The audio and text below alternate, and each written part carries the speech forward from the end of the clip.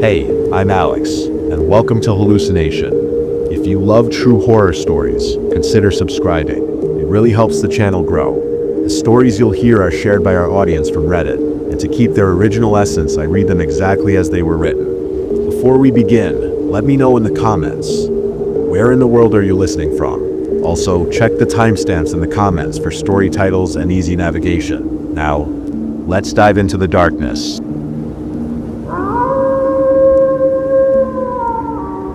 I was with my two college friends, doing a weekend camping trip in the woods near us. I'll use different names for their privacy, so I'll call them Ryan and Jamie. Ryan and I aren't experienced in outdoor activities, so it was Jamie leading us through it all. When we got there, nobody else was there. It was a couple miles through the woods, but there was a huge field just on the edge of the river that we would set up camp at. He had a small spot by the river that he led us to, then brought out the beers and sat around the campfire. We set everything up right in the middle of the field, between the woods and the river. A little while after getting there, I happened to see some people out by the tree line. They were pretty far though, so maybe I just couldn't see them. They looked like hunters, having dirty clothes and backpacks, like they were blending into the woods. But I didn't see any rifles. He seemed really concerned that they were out here. I pointed them out to my friends, but Jamie had a puzzled look. He said hunting in these woods was illegal, and it wasn't even hunting season anyway. Ryan joked that he was taking it too seriously, and we went back to our random conversations. A few more hours later, we agreed to call it a night. The sun had been down for a while at this point, and the hike had really worn us out. I must have laid there for a whole 2 hours, and at that point I was just hoping I could. Something about being out in the open, in a tiny tent, and laying on a thin blow-up mattress just had me feeling off. We all went into our tents, but not being used to it, I found it really hard to fall asleep. But then something instantly made me wide awake. Footsteps coming toward our tents. At least get a few hours of sleep. At first I thought it had to be Ryan or Jamie, probably coming back from using the bathroom, but I swear I would have heard them unzipping their tent and walking out. Only a few seconds later though, I realized there were more than just one set of footsteps. I looked at the thin wall of my tent, thinking I should be able to see their lights coming toward us, but there weren't any lights at all. Surely whoever was out there had to have seen our tent set up in the middle of an open slope, and nobody in their right mind would just walk past us like this. There were 2 or 3, maybe even more, all walking in a line. I just pretended to be asleep, quietly listening to them getting closer. I didn't know what to do though. The line of people came probably just a few feet from us, walking right past our tents. Just when I did, Ryan unzipped his tent too. As soon as they were far enough away, I quietly unzipped my tent and looked out. We both looked at each other with alarmed faces, then looked out at the group. Both of us explained what happened, and surprisingly he seemed even more horrified than either. They were barely visible, but definitely still walking away. I slipped out of my tent and opened Jamie's, waking him up. While packing, Jamie suddenly told us with a shaky voice to hurry. We started packing up our stuff, feeling way too uneasy to stay the rest of the night. Of us likely because he'd been camping plenty of times and knew how odd this was. We looked up at him, then followed his gaze. My adrenaline was pumping now, and I shoved everything into my bag and we all sprinted for the trail. In the tree line, the group of what now looks like 5 or 6 people were standing and looking over at us. We left our lights off to hopefully not be seen, so the rest of the walk we were barely able to see anything. Luckily we made it back, but what that group is doing out there is unknown. Based on everything though, I don't think our encounter with them was any sort of accident. This was a long time ago when I was 13. It was summer. My dad always worked until 10 and my mom was a nurse, so her schedule was all over the place. I spent pretty much all day playing on my PS3 or watching whatever was on TV. Sometimes I go outside or hang with some friends, but it was raining this day, so I was hunkered down inside, make food. While I was in there, a knock came at the front door. Most of this day I was playing on the PS3, but around 7ish I went to the kitchen After they knocked several more times though, I snuck over to the door and looked out the peephole to see if maybe it was a neighbor or someone else. I knew. I was really confused though, and kind of alarmed to see a police officer. I didn't really want to answer, and as a kid I was always nervous when someone was at the door, so I waited a minute and tried to just be quiet until they left, like I had to. He was standing on our porch, looking around and waiting for me to answer, and now I opened the door. He asked my name and reassured me that everything was okay and I didn't have anything to worry about. It was still cold and rainy outside, and the officer was drenched. Being a kid, my eyes were immediately drawn toward the gun on his hip, and overall, I just felt scared, or like I was in trouble. Yellow, which then got me to notice how overall unkempt he looked. Like usually cops were well put together, so this was really off-putting. He then smiled, as if trying to keep me calm, but his teeth were noticeably rotting. He definitely noticed my hesitation though, because he tried to speed up the conversation, saying he needed to search the home. I was terrified and confused, but I knew something was wrong, and that's when I noticed that there was no police car by my house. Especially with it raining, all these red flags piled up, and just as he was starting to step forward, I slammed the door and locked it. He immediately slammed something against the door, hard enough to shake the entire door. He didn't even try to say anything else, and pushed me back a little. And I was freaking out so much, I'm surprised the operator even understood a word I said. Thinking the door would give out, I ran to the home phone and dialed 911. The guy outside didn't give up the whole time though, and was even there still, banging on the door when the actual police showed up.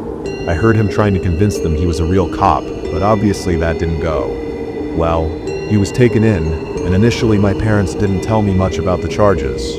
Probably for my own safety, but a few years later they told me that during the interrogation the man admitted to attempting to kidnap me. Had I been any more trusting, I don't know where I'd be right now. I work at a gas station. I'd been there for several years, and this night was one that I assumed would be like all the rest. I came in at 8 and took over for the day worker, who went home right away. The first couple hours went by quickly, as there were still customers coming in regularly to buy a few things or to pay for gas with cash. Between 11 and 12, it slowed down to where it began feeling like the shift was dragging on. It was always slow, boring, and just not enjoyable. Around 1 though, a car pulled in and parked in the spaces by the entrance door. I kept myself busy for another hour, or at least tried to, with stocking whatever I could. Fine, but then I was left with the dreaded second half of my shift. A couple of minutes went by though, and they didn't. I stood up straight and tried to rub the tired look off my face, expecting them to come in. A few other cars had come through recently, but just to get gas real quick. Very rarely would someone actually park in the spots and come into the store this late into the night. I leaned over the counter and looked out the glass door, but couldn't really see anything.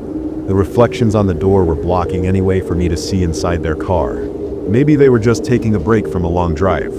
Furthermore, I spaced out, reading through random articles and whatnot for probably 20 or so minutes. I didn't bother caring too much about it. I sat back and pulled up my phone. During that time, I never heard anything or saw anything, but eventually I looked up from my phone and my heart almost stopped. There was a guy inside the store, standing in one of the aisles and looking right at me. This guy looked like he was mid-40 with a dark jacket on and a scruffy beard.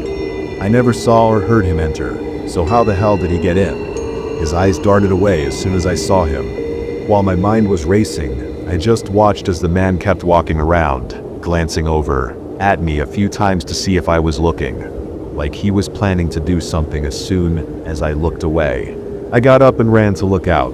Then after just 30 seconds, he suddenly hurried toward the front door and ran outside. This was when I noticed the car was still there, but the guy walked right past it and just out to the road until I could no longer see him. I immediately went to the cameras to see how he got in and figure out what was going on. It only took me a minute to find the footage of him slowly and quietly getting out of the car, then going to the back of the gas station. There were no cameras back there, but those doors were never locked since the gas station was technically always open anyway. What's really odd is that there were 15 minutes between the time he went around to... Police came to help me investigate, ultimately finding the car he left to have been a stolen vehicle from months ago. Back to the time he walked out onto the sales floor. They didn't know anything about the guy or his motives. My roommate was out of town for a couple of days, visiting his parents, and I was somewhat sneaking around though. He clearly had something else intended for that night, and I think I was really lucky that for one reason or another he decided not to go through with it.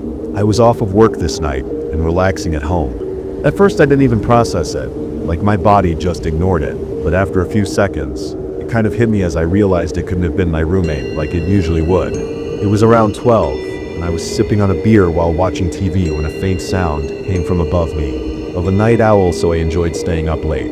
I looked up at the ceiling and muted the TV to try and listen for it again. Have been. A few seconds went by and there was nothing. The sound was so soft though, and with the TV being on when I heard it, I really had no idea what it could have been or even where upstairs it came from. Although this sounds pretty dumb of me, I really didn't feel like getting up and wasn't worried enough about it to feel the need to check it out. I opened the mini fridge I had next to the couch and grabbed another beer, cracking it. I looked back up at the ceiling, and after a moment, I could hear subtle footsteps slowly walking in the room right above me. Open and taking a few sips to get back to relaxing. But before I could even unmute the TV, I heard that same thump sound above me. My whole body felt like it went numb. I got up from the couch and went over to the stairs. I stood at the bottom and could hear a thumping sound resonating through the hallway. After there was no reply, I started scaling the stairs and flicked on the lights to the upstairs hallway. Furthermore, I called out my roommate's name. Furthermore, I knew it couldn't be him, but I was just hoping that somehow it was. And I never went in there since, so there should be no reason it was open right now. It was to my roommate's room, but I was 100% certain that I'd closed it the day he left. It was empty, but the door on the far end was open. Everything was clean and nothing was out of place. It looked the same as it did when he left. My heart was pounding as I walked through the hallway and looked inside the room. I then went around and checked every room upstairs, and still found nothing. I never heard those sounds after that night or had any doors randomly open like that. I didn't sleep that night and spent the next couple of days on edge as I waited for my roommate to get home. At this point, I don't know what the hell happened. To this day, I still don't know. Maybe someone found a way in and out without me knowing, or maybe it was something else. I don't do deliveries or anything, but I do mostly everything there is to do inside the shop. My name is Leo, and I work for a pizza shop in my small town. I make pizzas, organize the stations, clean and get all the closing tasks done every night before I leave. My interactions with customers is usually pretty minimal since we have a few high schools. Kids to take orders and everything, but they're only scheduled until 11 on weekdays. 30, so any orders or customers that come in after that, I have to take care of. The shop closes at 12. Everything went smoothly for the most part, and at 11 my coworker left, so it was just me to close up. It's usually really slow, so I started the cleanup process. This was a regular Monday shift. About a half hour before closing, a call came in. Praying it wasn't for a last-minute order, I picked up the phone. I said my generic, "Thanks for calling. How can I help you?" line, and right after I finished, there was a quiet pause, then they hung up. Furthermore, I went back to the kitchen where I was cleaning, but not even 30 seconds later, I put the phone down and said a few choice words, thinking it was a prank call from a couple immature kids. Bell rang by the door. The timing was annoying, but I put everything back down and walked back to the front. A guy was now standing at the counter. He had a heavy coat on and a black beanie over his shaggy hair. His eyes were what really put me off though. He had dark circles and bags like he hadn't slept in days, yet his eyes were wide open. "How can I help you?" I said, standing a couple feet from the counter. The way he said it was odd, and it very obviously told me that something was wrong with him. "I'd like to place an order right now."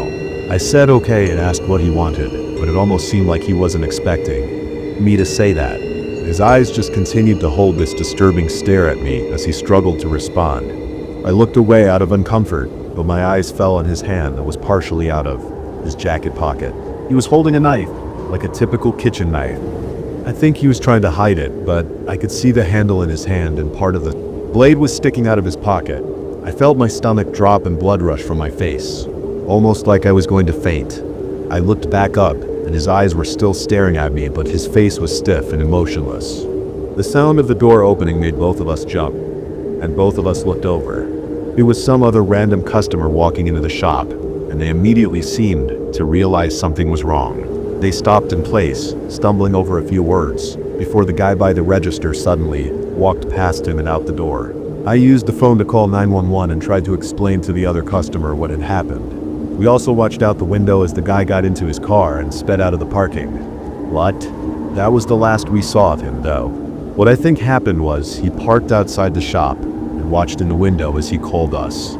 Once he saw that it was me answering the phone, I guess he knew I was alone. So that's when he walked in. If not for the random customer walking inside at that moment, I don't know what would have happened. He was clearly insane and armed with a kitchen knife, so it couldn't have been good. Since then, I still haven't seen him come back, and I really hope I never do. I was 17 and living in my parents' basement. It wasn't a trashy basement or anything. It was probably similar to what would be considered an in-law suite. My parents traveled for work all the time, so I usually wouldn't be in the basement unless I was sleeping in the bedroom down there or playing video games or whatever. This was during one of my parents' work trips. I was alone for a whole week. I took my parents' car out to the store and got some food to make. This night was a Saturday, so I didn't have school or really anything to do. I knew it was supposed to storm later in the day though, so before it was too late. While driving back, the storm rolled in. The roads weren't busy, thankfully, because even with the windshield wipers going at the fastest setting, it was still difficult to see. I pulled into the driveway and ran to the front door, getting inside and drying off. It sounded like something falling over in the basement, like maybe a box or something. I then went straight to the kitchen and turned on the oven so I could make dinner. But almost right away, I heard something below me. My first thought was that there might be a leak down there, and I got really worried about a possible flood, so I quickly went to the basement. I opened the door and flicked on the light, and as I walked down the steps, I didn't hear anything. No running water or any other sounds, and when I got to the bottom, everything looked okay. To the storage room. I walked through the main area where I had a small couch and TV set up, and then I went. This was the only unfinished part of the basement where we just stored a bunch of boxes and stuff. At first, it all looked normal, and I was actually really confused at what I could have heard. I opened the door and looked in, but after a quick walkthrough, I noticed something really strange. All the boxes were stacked up still, and nothing was on the ground. One of the boxes sitting on top of the stack was open, and when I looked inside, everything was scattered all over the place. It looked like the box had fallen and broken everything inside, and then someone quickly tossed everything back in. It was full of old trophies that my parents kept, and almost all of them were broken. I felt a surge run through my body as I just stared at that box and realized what this meant. I looked up and started scanning the room. It felt like suddenly all I could think about was how loud the storm was outside, making me unable to listen for anything, which only got me more panicked. I started to back up, and just as I did, one of the boxes in the back of the room was knocked onto the ground, and behind it, a guy came running right at me. I booked it for the stairs, and I have to say, there is nothing more terrifying than hearing his footsteps climbing the stairs just a few feet behind me. Every horrible scenario just rushed through my head at that moment. But when I turned, the fear really got to me, and on the last step I slammed my foot on the stairs and fell straight on the ground. The guy came up to the top of the staircase and immediately ran for the front door, running out of the house. I got up and locked it behind him, then called the cops. I was getting out of work late due to a recent security issue at our company that had everyone. They found an unlocked window that he climbed in through, but as far as why he came into the home, there really isn't any answer. Working overtime, I would usually take the train to and from work, but since I knew I'd be out past the train's running hours, I had to drive. It was nearly an hour to get home. As I was getting out of the city though, I saw that my gas was almost empty. I didn't remember it being this low before work, but I could have been too tired to have even noticed it. I knew there was a gas station by my house though, so I was just going to fill it up there. But 10 minutes later, an alert came up on my dashboard that I was extremely low on fuel. It had gone down way more than it should have in such a short time, and within a minute, my car was stuttering and barely running. I pulled over, and just as I put it in park, the engine cut out. I tried to start it again, but it didn't budge. Furthermore, I was both worried and frustrated. Like, how the hell was this even happening? Furthermore, I took out my flashlight from the glove compartment and got out. The issue took less than 5 seconds to find. There was gas clearly leaking. I had no idea how this could even have happened, since everything was fine earlier. But before I could do much thinking, a truck pulled up behind me. Their headlights were off and they parked unnervingly quickly, like there was no hesitation. "I'm okay, guys. Don't need any help," I called out, but they didn't pay any attention. I stood up and looked at their windshield, seeing a couple figures moving around in there. They kept moving around until one of the doors opened. A guy got out, while the other where others stayed in the truck. Ironically, he asked if I needed help as he started walking toward me. The way he said it was weird though, with a smirk and a strange tone to his voice. Again, I said I didn't need anything. He kept walking though, until he was right in front of me, standing uncomfortably close. "Why don't I give you a ride home?" I declined his offer and quickly got into my car. "It's the least I could do," he said, giving a creepy, forced smile. Disturbingly, he stood there for a while, like an entire minute, just looking at me through the window and not saying anything. I just looked forward and called the police for help with my car, but the whole time, I could see him in the corner of my eye standing right outside my window and just staring at me. During the phone call though, he walked back to his truck. I watched in the mirror as he got in, then slowly drove past me. We made eye contact as he passed by, and for a brief moment I saw someone in his back seat. They were pressed up against the window with wide open eyes, and although I couldn't get a good look at them, I knew something was wrong. When he drove off though, the license plate was missing. I don't think that person was inside that truck willingly. Police showed up, and I told them everything. There was a bit of an investigation where they found my gas tank was stabbed purposefully by someone. Likely what happened was the guy planned the whole thing out, following me until my car broke down and hoping to get me to accept the ride. Whether that person was truly in danger, we don't know, because the man was never found. I was in Washington State, spending several days backpacking through the national parks. I was already about 20 miles out from the nearest road, and for the first 2 days, it was the beginning of fall, so the weather was a bit colder than most people would be. I hadn't run into a single person but I had all the necessary equipment. Anyway, in the morning, I got up and made a quick coffee over my pocket stove, then headed out to the next campsite. It was 6 miles out, which in the mountains is a pretty far hike. 4 hours into this walk though, I suddenly heard footsteps ahead of me. I veered off the trail and into the woods. After a minute, I looked back a few times, seeing him still following but getting further away. Then I took a risk.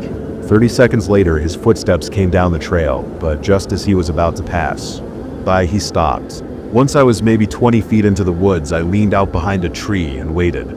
It was pitch black by now, so I hoped he didn't see me and would just keep walking. I watched his figure in the dark, looking around as if he knew I wasn't on the trail anymore. Then he started yelling. After 2 minutes though, he stopped yelling, but instead of going back to the campsite, he was trying to sound friendly too, which made it even more disturbing. He walked straight into the woods on the other side of the trail.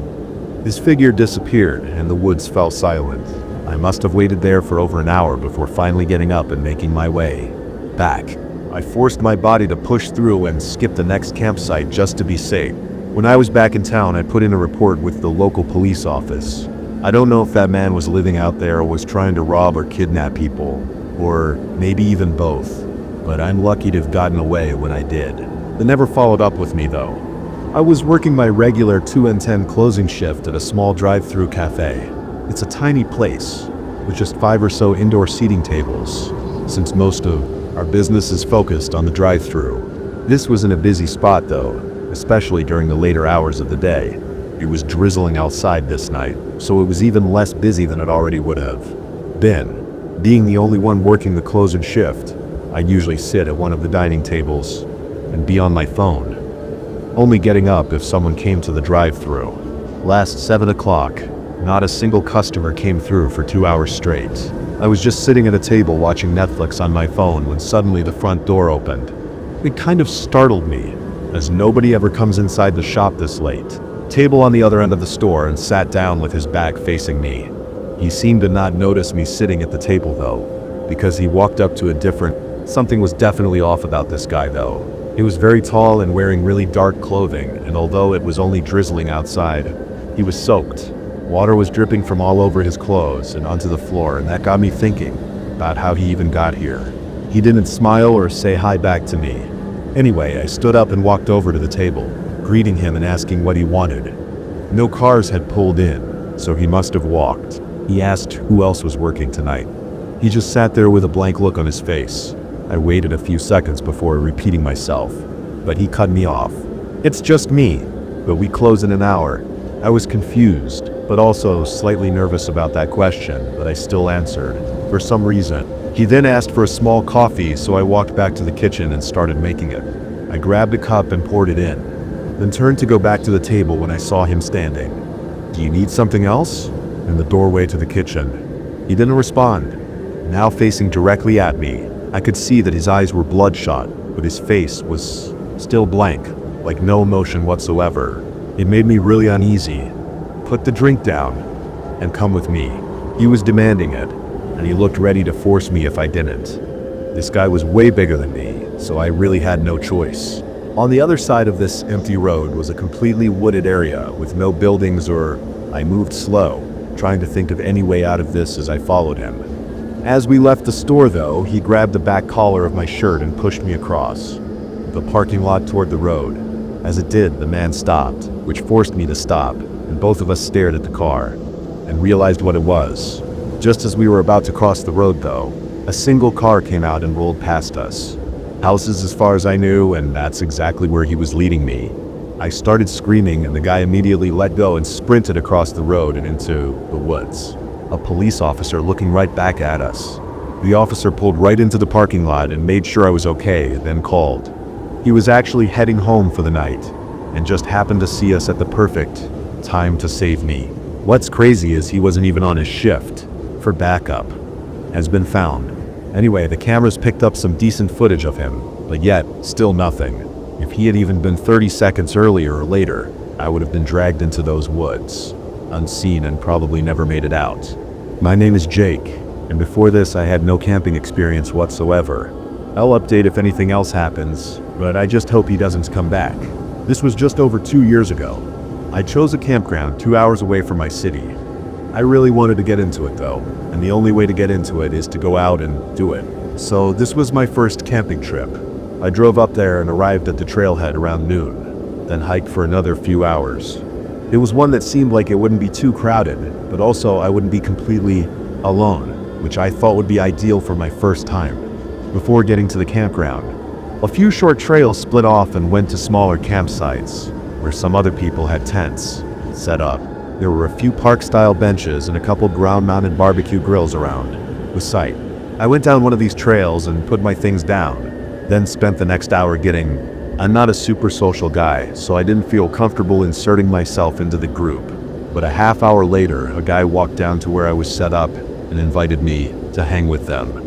My tent's set up correctly and making sure everything was working properly. By then, a few people were in the middle area, using the grills and chatting.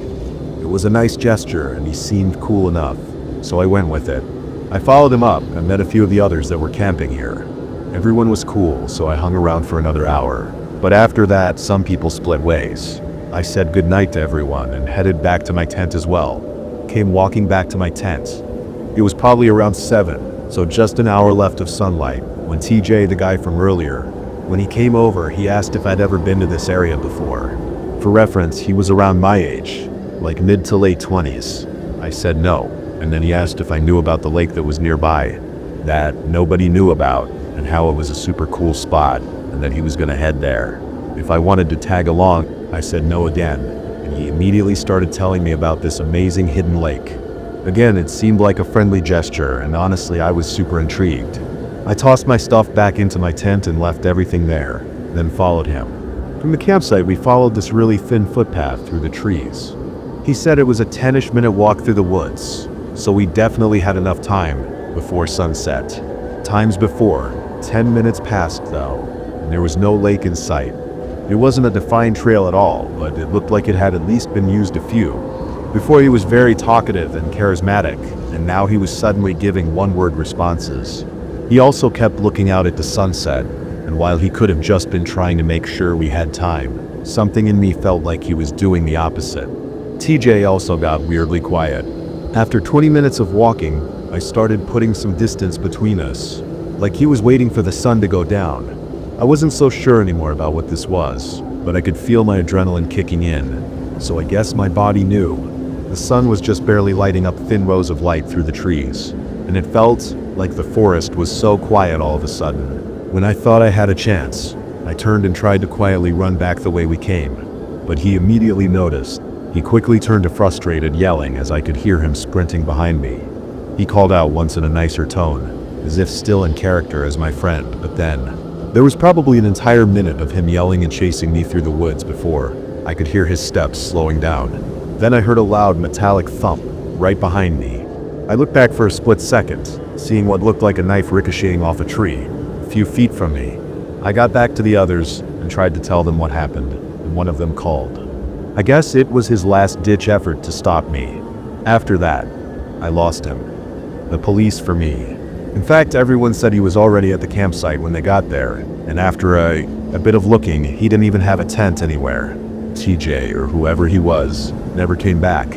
He probably targeted me though, because I was alone, and he knew I hadn't had much hiking or camping experience. Thankfully, I didn't have to find out what he had intended for that night though, because if I had, I probably wouldn't be here. I was doing what I thought was going to be a regular vacation to where my parents live. This was almost 2 years ago now. I had rented an Airbnb for the first time, so I was really excited. I lived in the city, so this was like luxury to me. The house was on a large plot of land and was very spacious and quiet. I set everything in the room and pretty much left right away to see my family. There was no mistaking that sound, and it just completely threw me off guard. It was like 10 or 11, so pretty late, but in the middle of the movie, I heard someone walking outside the house. Furthermore, I spent the whole afternoon with them, before heading back to the Airbnb, making a quick snack, then hopping on the couch to watch a movie for the night. It was obviously dark out, but a guy was walking away from the house and toward the trees that were behind it. Back door. I paused the movie and got up, quickly walking to the back of the house and looking out the... What's really creepy is that I never heard his footsteps approaching, like he must have already been standing by the house for a while before I heard him leave.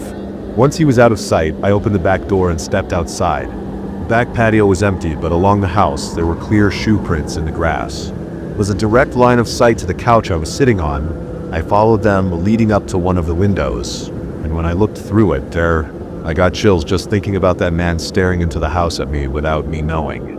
I quickly went back inside and covered up all the windows. For the next half hour, I sat in the living room and continued the movie with the volume on low, that way I could focus on listening if he came back. I didn't hear anything though.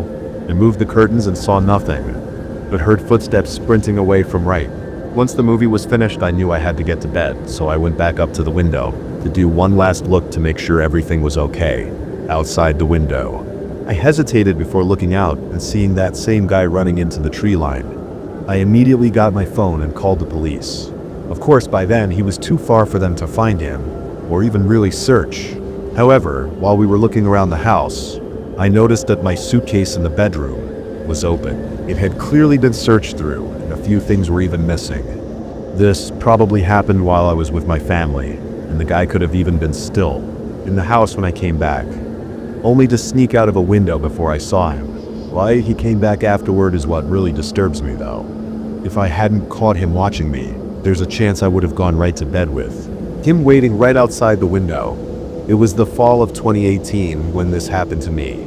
I was 22, and at the time I was living temporarily on the East Coast, right outside the Appalachian mountain range. We'll go ahead and admit that I've never been too much of an outdoorsy person, and hadn't had any experience in camping or anything, nor was I really that interested in those sorts of activities. However, this was my last year living in probably the best place to do all those outdoor things. Plus, with it being mid-fall and the trees looking pretty and the weather being nice, I didn't want to go for a huge camping adventure or anything, so I found a simple hiking trail. Instead, that had some good views of the mountains. I figured this was my chance to try it out. I prepped a small backpack with water, snacks, and a first aid kit. No cars were there, though it was just a small dirt parking area, so I guess it wasn't as popular as I thought. I parked and started walking. It was calm, and it definitely didn't feel like a path a lot of people would take. It didn't have any noticeable recent shoe prints in the dirt. It was just a fairly small path, with trees on either side. As I got further in, the entire path became more densely covered in trees, enough to block out a lot of the sun and make the whole trail shaded. It was actually really nice and cooling, but not hearing or seeing anyone else became more of an unsettling thought the further out I got. Not in a creepy way, but just that I was entirely alone. About an hour, or maybe even 2 hours down the trail, I was caught off guard by seeing a man ahead of me. It wasn't something I was used to. He was sitting on the side, looking like he was just taking a break under one of the trees. As I passed him, I gave a friendly nod and said hi, to which he looked up at me and said, "Nothing." He didn't smile or nod. He just looked at me for a few seconds, and then I looked away. I wasn't sure what to make of it. Maybe he didn't hear me, or maybe I caught him off guard as well, but the strange look without even a slight smile was not giving me a good feeling. Us? I walked a bit faster for the next part of the trail, hoping to put some distance between. After an hour, I slowed down and made it to the end, which was an overlook of the mountains. The fall colors on the trees made the view way better than it probably would have been any other time of the year, and overall I was glad to have made the hike. I stared off into the distance for a few minutes, enjoying a view that I almost never got to. See, but when I turned around to leave, my heart almost left my body when I saw the man from earlier standing right at the end of the trail.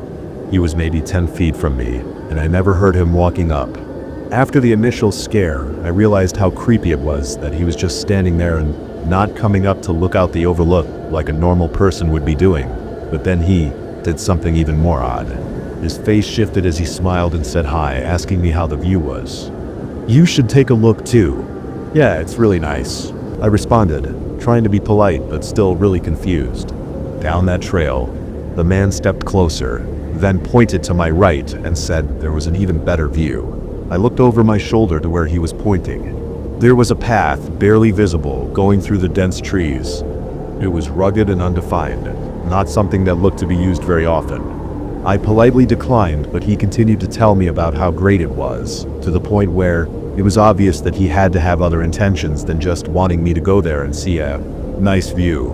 The man walked up to where the path started and stood at the entrance, telling me again about how great the view was, and saying it was just a minute or two to walk there. I stopped in place, now even more terrified and thinking of the possible intentions of this man, who was just a few feet from me in the middle of an empty forest. I said I was okay and had to get home, and started to walk toward the main trail, but the man was quick to move his body in front of it. The man looked at me with a blank expression.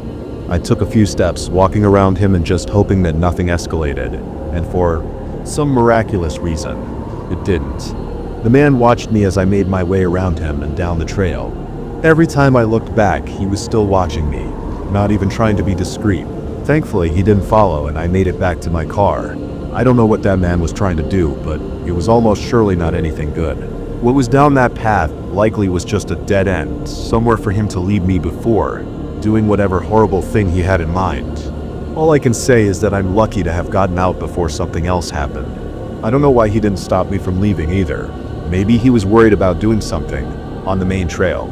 I was 16 last year, and me and my friend Leon were hanging out a few days before Halloween, talking about what we wanted to do. We felt too old to go trick-or-treating, but we also still wanted to do something and have some fun during the holiday. We thought up a few ideas, most being quickly discarded, but then I thought of something different. I reminded Leon of the abandoned farm that both of us had already known about and suggested we explore it.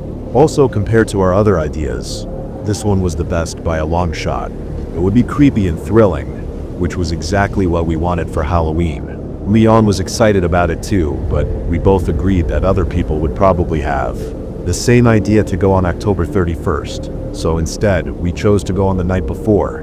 We just wanted to explore and maybe be a little bit spooked, then leave, which sounded harmless enough.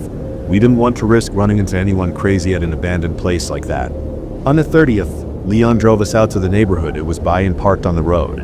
Then we got out and walked through the neighborhood until we got to the street that turned into a gravel path. This was the driveway leading up to the farm. I'd only ever seen the place during the day, but it was pretty much just a large field of grass with a typical wooden barn and a single-story home. From the edge of the path, neither structure was visible. Once we started to get closer, we could see the outline of the barn on the left side and the house further back at the end of the driveway. Our flashlights only lit up a few feet ahead as we started making our way down the gravel driveway. We were more interested in the house, figuring the barn was probably completely empty and not very exciting. It was like a circle of dirt and short grass that went around the perimeter of the house. We kept walking and got to a clearing of the tall grass. Even with our dim flashlights, we could see that they were engulfed in rust. As we approached the front, we passed by some large farming equipment. I don't know what they were, just some sort of old tractor-looking things that had been left out for years. We walked around the whole outside the house, and every window and door was sealed and covered. When we got up to the porch, it looked like the door had been replaced by a solid wooden board. As we stood there, we saw the path going up to the barn. Disappointed, we went back to the front of the house and tried to think of something else. It wasn't an actual path, it was more of just a line of flattened grass. With nothing else to do, we started heading for the barn. Something felt different as we approached it, compared to when we approached the house. It was just an uneasy feeling that grew as we got closer. When we reached it, the large door was already wide open. I walked in first and Leon followed behind, both shining our flashlights around as we entered. It only took a couple seconds for a horrid smell to hit us, though it was a barn, so it wasn't exactly surprising. But then we noticed something else. They all went in a line, back and forth from a single point on the other side of the barn. There were footprints all over the ground, but not what you'd expect from other kids. Exploring the place, we slowly walked in line with the footprints, leading to a wooden cellar hatch that was blended in with the floor. I saw in Leon's eyes that he was just as freaked out as I was, but that was the goal of going there in the first place. Before we could really think about it, a sudden thud shook the whole barn. The only noticeable thing other than the clear footsteps going up to it was a shiny new padlock that held the hatch shut. We turned around, seeing the door had been shut behind us. Leon sprinted over and shoved the door back open, and both of us looked around but didn't see anyone. Now, terrified, we sprinted straight through the tall grass back to the gravel driveway, then booked it to the neighborhood where the car was. We definitely got the scare we were looking for, but maybe even too much so. Neither of us ever tried to figure out what really happened that night, but a couple of months later we saw that the whole house and barn had been blocked off. We tried to look up why, but there was no word publicly about it. We may have never left. What was going on there remains a mystery. But I think if we had stayed to find out. This happened last fall. It was toward the end of the season, closer to winter, and where I live, it gets pretty cold and even snow sometimes in October. I've been doing food delivery for the past 3 years, and was working on this night, enough to make me not even want to think about it. I don't know what he was doing. Honestly, the whole thing was just terrifying and confusing, fading into the dark as I backed up into the street. This happened several years ago, in early October. I still do food deliveries, but am far more cautious, and most of the time I don't even knock on the doors anymore. I just drop the food on the porch and leave. Had I stayed any longer that night or had entered the house, who knows what would have happened to me. It was an Airbnb that was far out, which was perfect because I wanted to spend a few days camping as well. Of my city. I had 2 weeks off work and had taken a trip down to a cabin in the hills outside. I set my things inside and looked through the rooms, but it was nothing special. It was really nice and quiet. No other cabins or buildings were in sight. It was just the going all around. I drove 2 hours to the cabin and got there in the afternoon. It had a very cozy old-fashioned feel to it, not something I was a huge fan of, but it was a nice change of environment for a vacation. The rest of that night and the following few days went by with nothing of interest. It was on the 5th day, though, that I set out with my camping gear. I spent my time relaxing, sitting outside in the cold fall weather for most of the days, and spending the nights inside by the fireplace. I wasn't sure how long exactly I was going to camp for, but planned for 2 to 3 nights. There were a couple trails nearby that I was aware of from planning ahead, but only one of them actually connected to the cabin. To keep things simple, I chose to just take that one so I could leave straight from the cabin and not have to drive anywhere. This was the only clearing I'd found aside from the trail itself, but something would just feel uncomfortable about camping directly on the path. I walked for at least 3 or 4 hours before I found the spot I was happy with. It was closing in on nighttime already, so I got my tent up and started a fire. As it got darker, I put on my heavy sweater and jacket, with the cold really starting to come in. I sat out by the fire for an hour, eating up a quick meal and waiting for myself to get more sleepy. But at some point while I was sitting there, my eyes caught sight of something, a figure, walking out in the woods. I watched as they walked through the dark, no flashlight or anything, and disappeared in the distance. The only light in the woods was my campfire, aside from the dim moonlight, so it was so strange the way they were walking through. Just being out here in the woods with no light and not even following the trail, was out there had to have seen me. It made me feel really unnerved, enough to think about taking the long walk back to the cabin, but I knew it wasn't safe to go out this late into the night. I stayed on watch for a half hour, checking everywhere, but not seeing any more signs of the person. After a while, I started getting tired, so I flattened the fire and let it burn out. My eyes widened, looking into the woods and trying to force my eyes to adjust to the dark. But just as the glow faded into ashes, I heard footsteps coming from the left of the campsite, but all I could see was a few feet ahead. The footsteps got louder, coming toward the campsite, getting close enough for me to think that they had to be just outside my sight. But then they walked slightly off, staying in the dark and passing by, then continuing to walk away. They never stopped or did anything to show that they acknowledged that I was there, but once the footsteps were gone, I took out my flashlight and disassembled my tent, packing my things and going back to the trail. The chances of them being out here at the exact place I was just impossible to be a coincidence. The woods were so quiet though, just adding to the eeriness of the situation I'd found. I walked quickly, keeping my flashlight on the trail and trying to keep myself calm. It wasn't ideal, but I could sense that something was off about whatever was going on. Although I had my doubts, I made it back to the cabin. It was still well into the night, and after walking so much that day on no sleep, I passed out on the couch just minutes after getting inside.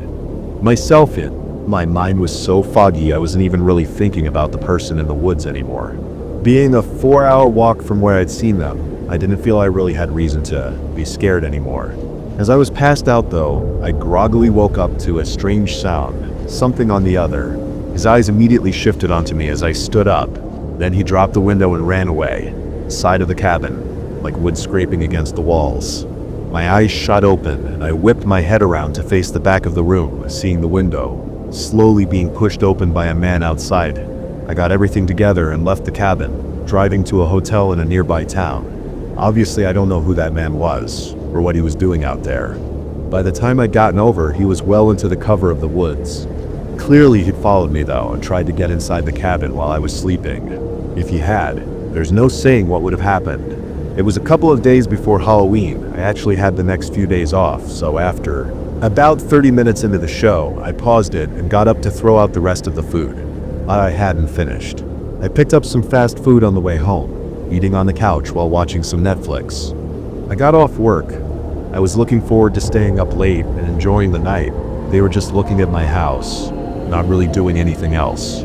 I walked into the kitchen and tossed it, but when I turned around, I saw someone standing in my backyard. For context, my backyard was small but fenced in, so there was no way he just stumbled.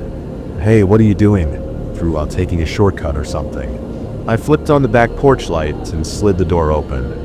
I yelled at them. They were young, probably in their 20s, but had exhausted and, for lack of a better word, creepy eyes. With the porch light now on, I could see their face. They didn't respond to me, so I called out again. "This is my property. You need to leave." Once he had left, I just took a moment to think about what was going on. I made sure they left, going to my front window and watched them walk down the street. The guy looked over at me, then casually started walking toward the gate. It was such an odd thing. Why was he even standing in my backyard to begin with? He was just staring at my house for seemingly no reason. I went back inside and tried to forget it. I even went as far as to go out into my backyard and stand in the same place he was, looking up at my house to see what he could have been looking at, but there really wasn't anything. I didn't really know what else to do. Furthermore, I'd finished the episode and just started the next one, so maybe 20 minutes had gone. Furthermore, I poured myself a drink and sat back down, playing the show. But before I heard a few subtle footsteps running in my backyard, followed by a thud against my house. I stood up and ran to the kitchen, seeing that same guy now against my back door. He was pushing his body against it and aggressively trying to pull it open. I grabbed the handle just in case he somehow got through the lock, but seeing the rage in his eyes close up was horrifying. I backed away and got my phone, calling the police as I stood in the kitchen and watched. This guy continues trying to get in, but then he just stopped. He stared at me through the glass door, breathing heavily and still having that crazed look in his eyes. Then he walked back to the gate, but this time he didn't walk away. I constantly went back and forth from all the windows, waiting for the police to arrive, and hoping the guy didn't try anything else. He stayed somewhere on the side of the house, like he was hiding. 5 minutes went by with no sounds or movement before a police car showed up. Right away, I heard footsteps running from the side of the house, but not away from the house. They chose to attempt breaking in again, rather than taking their chances running away. Obviously, police were able to get him in the act, and after a quick struggle, they got him cuffed and into the car. They ran back up to the door, trying to force it open again. Despite questioning him that night, and in the following days when he was sober, but when questioned, it was very apparent that the guy was under the influence of something heavy, and it was later confirmed with some tests. Man never gave actual reasons for his actions. I'm unsure how to feel about it, but then a part of me thinks of the look in his eyes, and the fact that he tried to break, and over running away means he had to have a reason. Part of me sees it as just some crazy guy that had no reason, so why worry about it? As far as I know, he was only in prison for a few weeks, due to not being sober during his actions, so I'm left to just worry about whether he intends on coming back. And either way, if he had gotten in, what he would have tried to do to me is likely just as horrifying, reason or not. For the most part though, we didn't really go out much. I mean, we hang out with friends a lot and get food or whatever, but we never really went out and did anything interesting. 2 years ago, I lived with my younger brother on the East Coast, because we were right along the Appalachians. I started to look up things to do, and one of the most common suggestions was camping. I told my brother, but he didn't seem very interested. A couple of days later, I went out and bought a few things, like a small tent and some safety tools, then packed up one of my old backpacks and drove out to a nearby trail. Yes, I was really inexperienced, and going camping alone was not a good idea, but I had only planned to be out for one night, so I figured even if there was a problem, it wouldn't be so bad. After an hour of driving, I got to the trail. No other cars were parked, and I didn't see any other people. I got out and put on my backpack, then walked to the trailhead. It was thin and not a really well-made path, but was good enough. As I hiked down, though, it became more and more clear how little use this trail was. I don't think it was a popular trail. I just found it by scrolling through a huge list and choosing one that wasn't too long. Bushes were overgrown and blocking the way, and even in some portions, the grass had grown. It had made it really hard to tell what was the trail and what wasn't. But after an hour, I made it to the end. After seeing the trail, it was about what I'd expected the camping ground to be.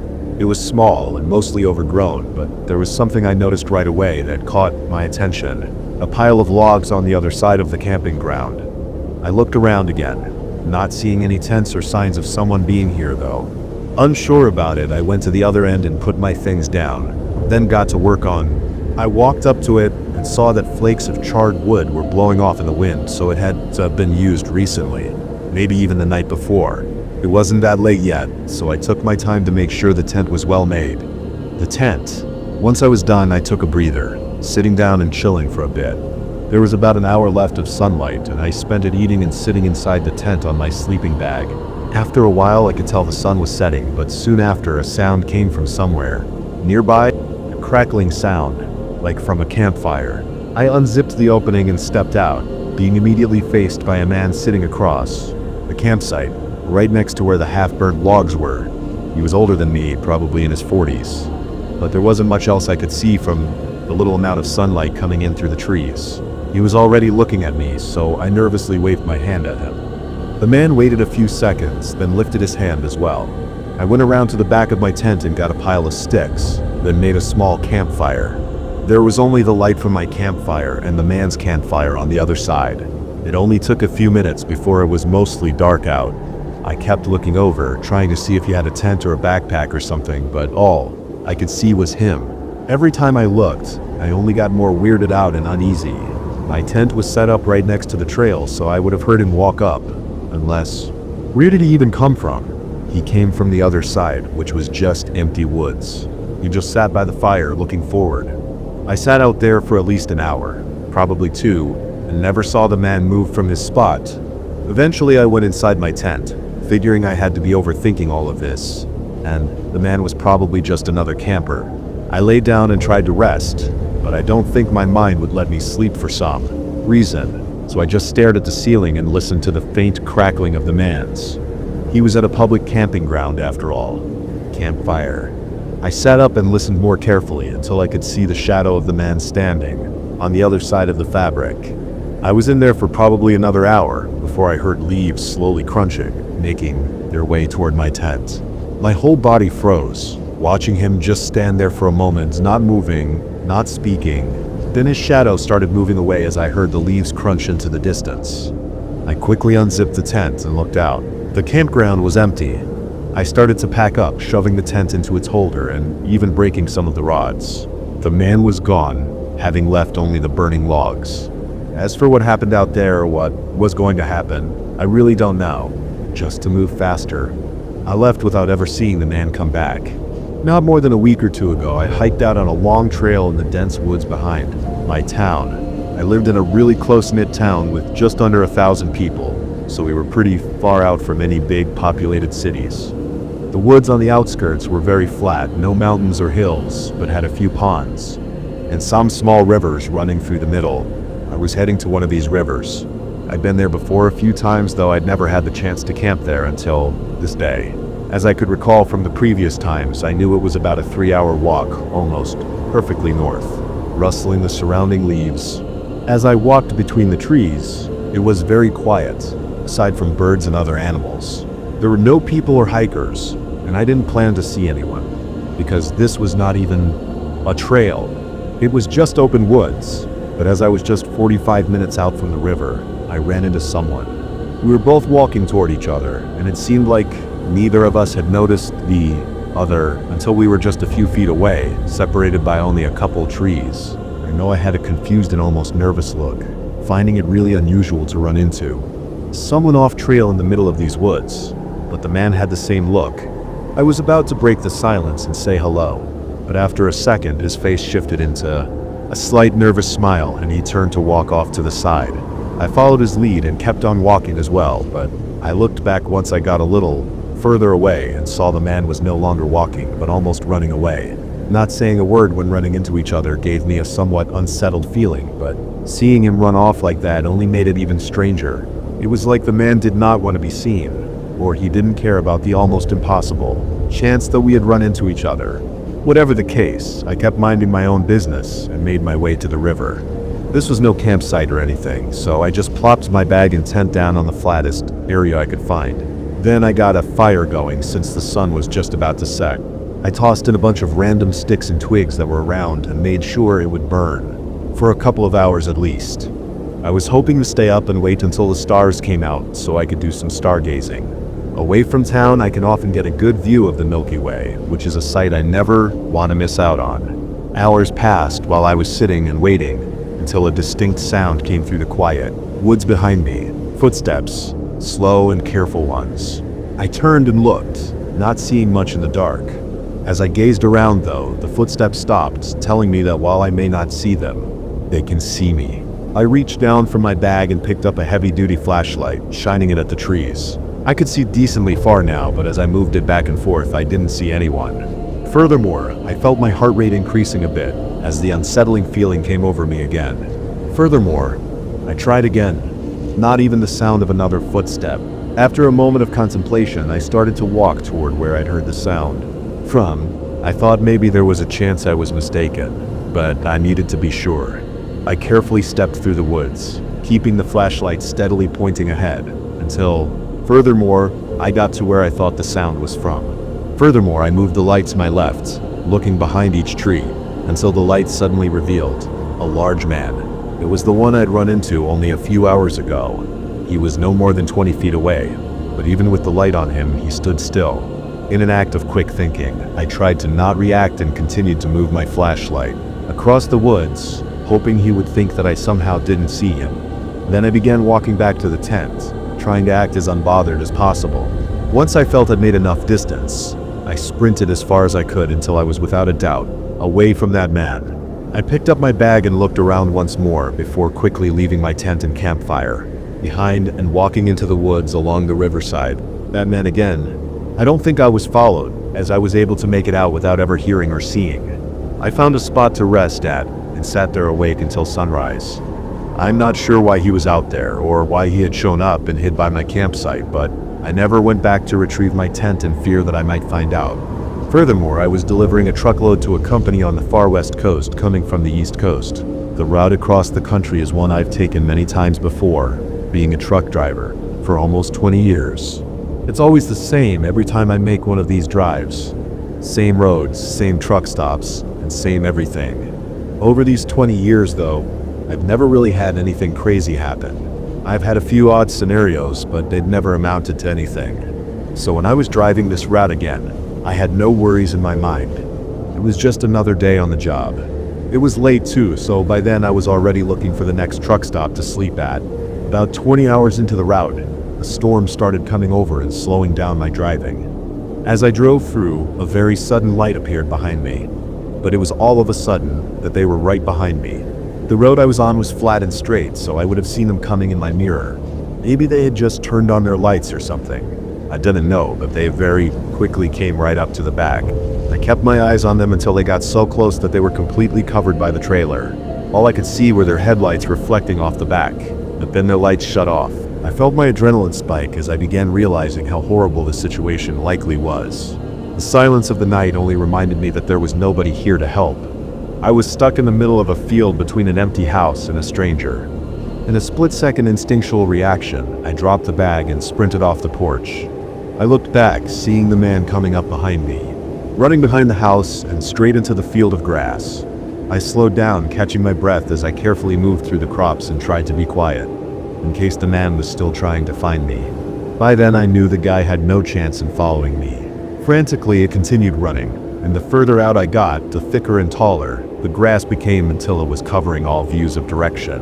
Eventually, I made it to someone else's yard, and from there I got to a road where I had enough signal to call for help. Police picked me up and went to check on my car, but of course, the man was gone by then. I was surprised though, because my car hadn't been looted, and the bag of food was still on the porch of the abandoned house. But that could only mean that the man had other intentions, likely far worse than just robbing me.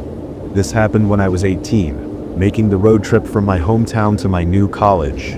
This was not only my first long road trip alone, but was also going to be my first time being away from my family for an extended amount of time, so my nerves were reasonably high. I had all my stuff shoved into the trunk and back seat of my cheap SUV. Anyway, the directions I was taking said it was 600 miles total, which I split into 2 days of driving. By 7, the sun was fully gone and most of the cars were gone too. I was taking whatever route the maps had me take, and it estimated I'd make it to the hotel at 11 p.m. But with possible traffic, gas stops, and getting food, I knew I'd likely get there much later. Out in front of me, but for most of the drive, it was just me. This actually made me exhausted and bored. Every once in a while, a car would pass by, and I see their headlights slowly fade.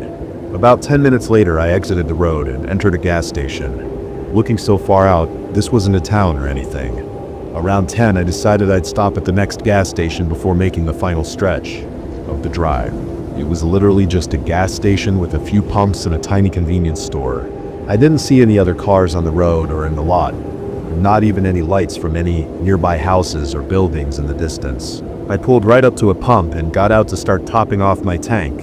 And as I looked around, I almost got jump scared by a guy walking up to me. But regardless, being approached out here wasn't something I was expecting, and his short smile didn't make me feel any more comfortable. In comparison to myself, he was much older, probably 50s if I had to guess, and he honestly looked homeless. The man stopped a few feet from my car and looked around almost cautiously before responding. "Hi, do you need something?" I said, hoping he wouldn't walk any closer. He pointed behind me at the exit I came from and repeated himself. I looked at him confused, not sure if I was understanding him right. "Take the exit, back onto the highway." After a second, I said okay, and the man walked off, but I was still really confused. The exit I came from that he wanted me to take again was a one-way road, so by his logic, take the exit, back onto the highway. He wanted me to drive on the wrong side of the road and do a U-turn back onto the highway. It just didn't make any sense. I looked out at the entrance road, the obvious one that I was supposed to take, and there were no signs of any construction or anything blocking it. As I put the pump back and got in my car, I glanced over at the man who was now just sitting against the side of the convenience store. It just looked like an empty ramp back onto the highway. The more I thought about it though, the more crazy that man seemed, just to be sitting out here saying nonsense. I thought maybe this was some kind of trap or something, so I went with my instinct and drove out of the lot and toward the entrance to the highway. As I merged onto it though, I realized pretty much all the streetlights were out. I kept my eyes focused on the road directly ahead, making sure to be cautious of anything. But while I made my way through the unlit road, I saw only a brief outline of a figure to my left before a pickup truck came out of nowhere and stopped right in front of my... I slowed down, thinking maybe this was a construction zone or something. Every door opened as 4 men jumped out of the truck and started running up to my car. Holding weapons of all kinds. Metal bats, machetes, knives, and not even anything covering their faces. They just had this emotionless gaze, like they felt nothing of what they were doing. I quickly started backing up as they got just a few feet away from my windows, and once I got far enough back, I suddenly saw the outline of dozens of people coming out of the shadows, off the side of the road. A few even tried chasing my car as I frantically reversed out of there. I called 911 once I felt I was safe, but for some reason I never got a call back. As soon as I could, I turned around and sped off. No update on it at all, almost like they didn't even check on it, for even getting caught up in that mess. Ironically though, it was the creepy old guy at the gas station that tried to prevent me, or at least that was what I assumed he was doing. Either way, I was incredibly lucky to get out of that with my life, as I have no idea what that was or what they were all planning to do. This was only a few months ago. I was spending the weekend cozying up inside as it was the end of winter and these were the last few days of cold before it was supposed to start heating up. This night, it was rainy and cold, so I had nothing better to do than watch some movies and relax. But it was sometime not too long after dinner that there was a knock at the door. I got up and walked over, but looking out the peephole, I didn't recognize the man. He was wearing some brown jacket and a beanie, and he was holding a snow shovel. I cracked the door just an inch and asked what he wanted. Seeing as there wasn't any snow on the ground, I didn't understand what he was here for. It took all but 5 seconds of listening to him to know he was up to no good. He stumbled over his words and was trying to tell me a whole story about how he was just a friendly guy looking for any jobs to do in my yard. Something felt off about it and unnatural, so I said no thanks and started shutting the door, but the guy quickly put his hand on it. For a second, he just stared at me, keeping the door open before he let go. I watched for another minute to make sure he'd actually left for good. Then I went. I shut and locked it, and after processing what happened, I looked back out the window. He walked down to the sidewalk and disappeared in the rainy fog. Back to my movie. The guy was definitely sketchy, but I didn't think he would come back or anything and would probably just go on to the next house. The rain had picked up over the next hour. I was still in the living room and had started another movie, although I knew I was probably too tired to finish it. My eyes were drifting in and out, but randomly there was a thump above me that shook me awake. It was just one thump and was kind of hard to tell how loud it actually was with the... I got up and walked upstairs, looking for anything fallen over or even a leak in the ceiling that might have made the house settle a bit. However, I found nothing. Rain outside, but what was odd about it was that it was definitely from above me. It could have been one of the gutters clicking out of place from the heavy rain, or really anything else, so I ignored it. By the time I'd finished it and was ready to go to bed, it was nearly 12 a.m. I went back downstairs, and being more awake now, I decided to finish the rest of the movie.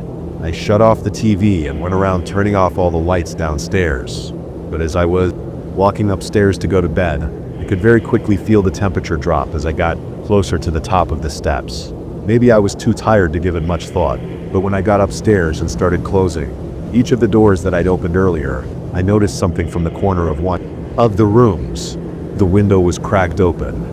I must have stared at it for a whole 10 seconds, thinking how impossible that was and just being extremely confused. I walked over and looked at it closer. It was one of the windows that had a small roof overhang under it, and before I closed it, I barely could see an imprint on the window sill of what looked like a shoe. I could feel the blood rush from my face as I turned around and just listened for a moment. The low creaking of the house, combined with the rain speckling the roof, only made me more unnerved, knowing someone was in my house right now. I began slowly walking, as quietly as I could, back into the hallway. All the other doors were still open, making me feel like someone's eyes could be watching me right now through one of the doorways.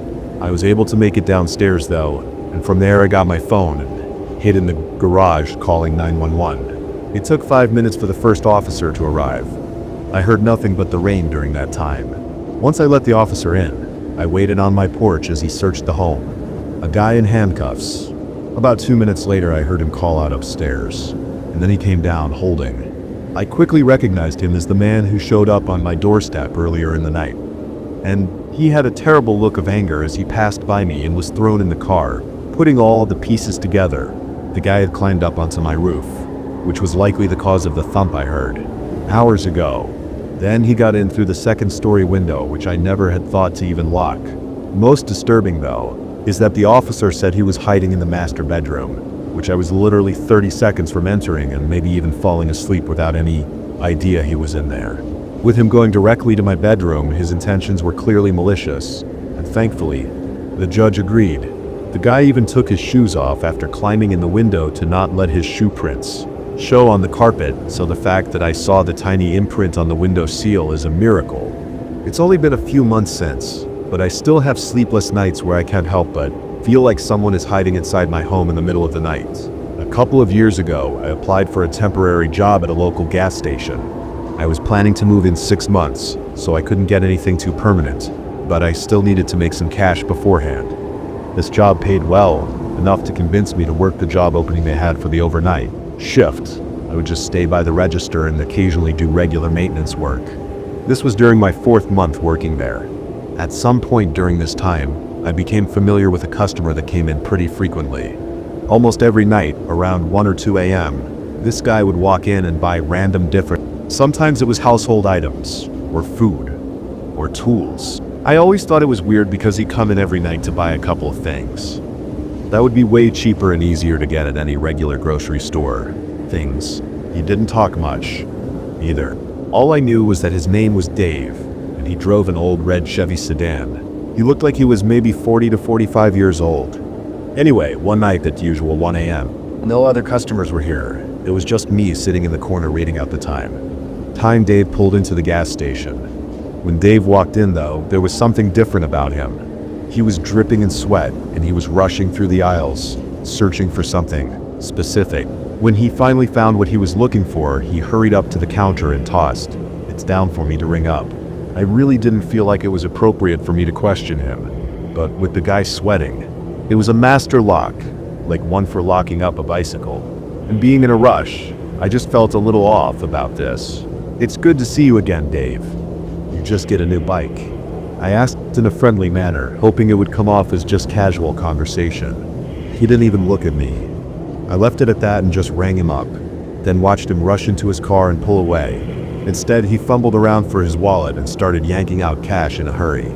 Something was definitely weird, but hey, maybe he just got a new bicycle and had been riding it around for a couple of hours, needed to get back to wherever he parked it so he could lock it up before it was stolen. Maybe that's a stretch, but it was the best I could come up with. The rest of the night passed by, and so did several more days. I didn't see him for almost a whole week, which was odd considering he usually came. And every night, it wasn't until my Wednesday shift that I saw him again. It was drizzling outside, so the first several hours went by really slow. I was leaning back in my chair and looking out the window at the rain coming down when his red car pulled into the parking lot. As soon as he parked, he got out and rushed inside. I greeted him as he entered, but he ignored me. He hurried through the aisles and was talking under his breath. I couldn't hear what he was saying, but he sounded frustrated, and I got really uncomfortable. Then I heard a thud. My eyes shifted to the window, looking at the direction it came from, and the only thing, it was Dave's car. Like my gut was telling me something was wrong. And it was a loud thud too, like someone kicking the inside of the door. After a second, I looked back at Dave. He wasn't rushing anymore. He was standing in the aisle, staring directly at me, as if I just discovered something that I shouldn't have. There was another thud, but my eyes were fixed on Dave, as I could feel panic rushing through my body. Then he quickly looked away and hurried out the door. I was still stunned, but managed to get my phone out and snap a picture of his license plate as he drove away. I called the police immediately. That night felt extremely long, as I waited for any updates from them, and it wasn't until I got home around 6 a.m. that I received a call from the police.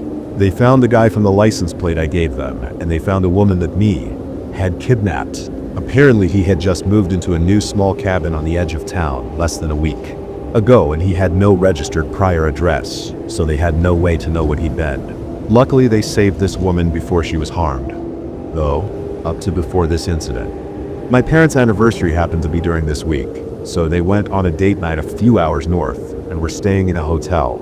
I was 14 when this happened, and this was over spring break. Also, it turned out Dave wasn't his real name, which isn't surprising, but at least he's locked up for good now. Having the house to myself for once, I invited one of my friends, Justin, to stay the night. He brought a ton of snacks and sodas, which we set up on the table in the basement, and fired up the PlayStation. We had the speakers up pretty loud and were gaming down there for 3 hours straight. Eventually, though, Justin went upstairs to get a glass of water, and when he came back down, he looked worried. I asked what was up, and he said there was someone outside the house.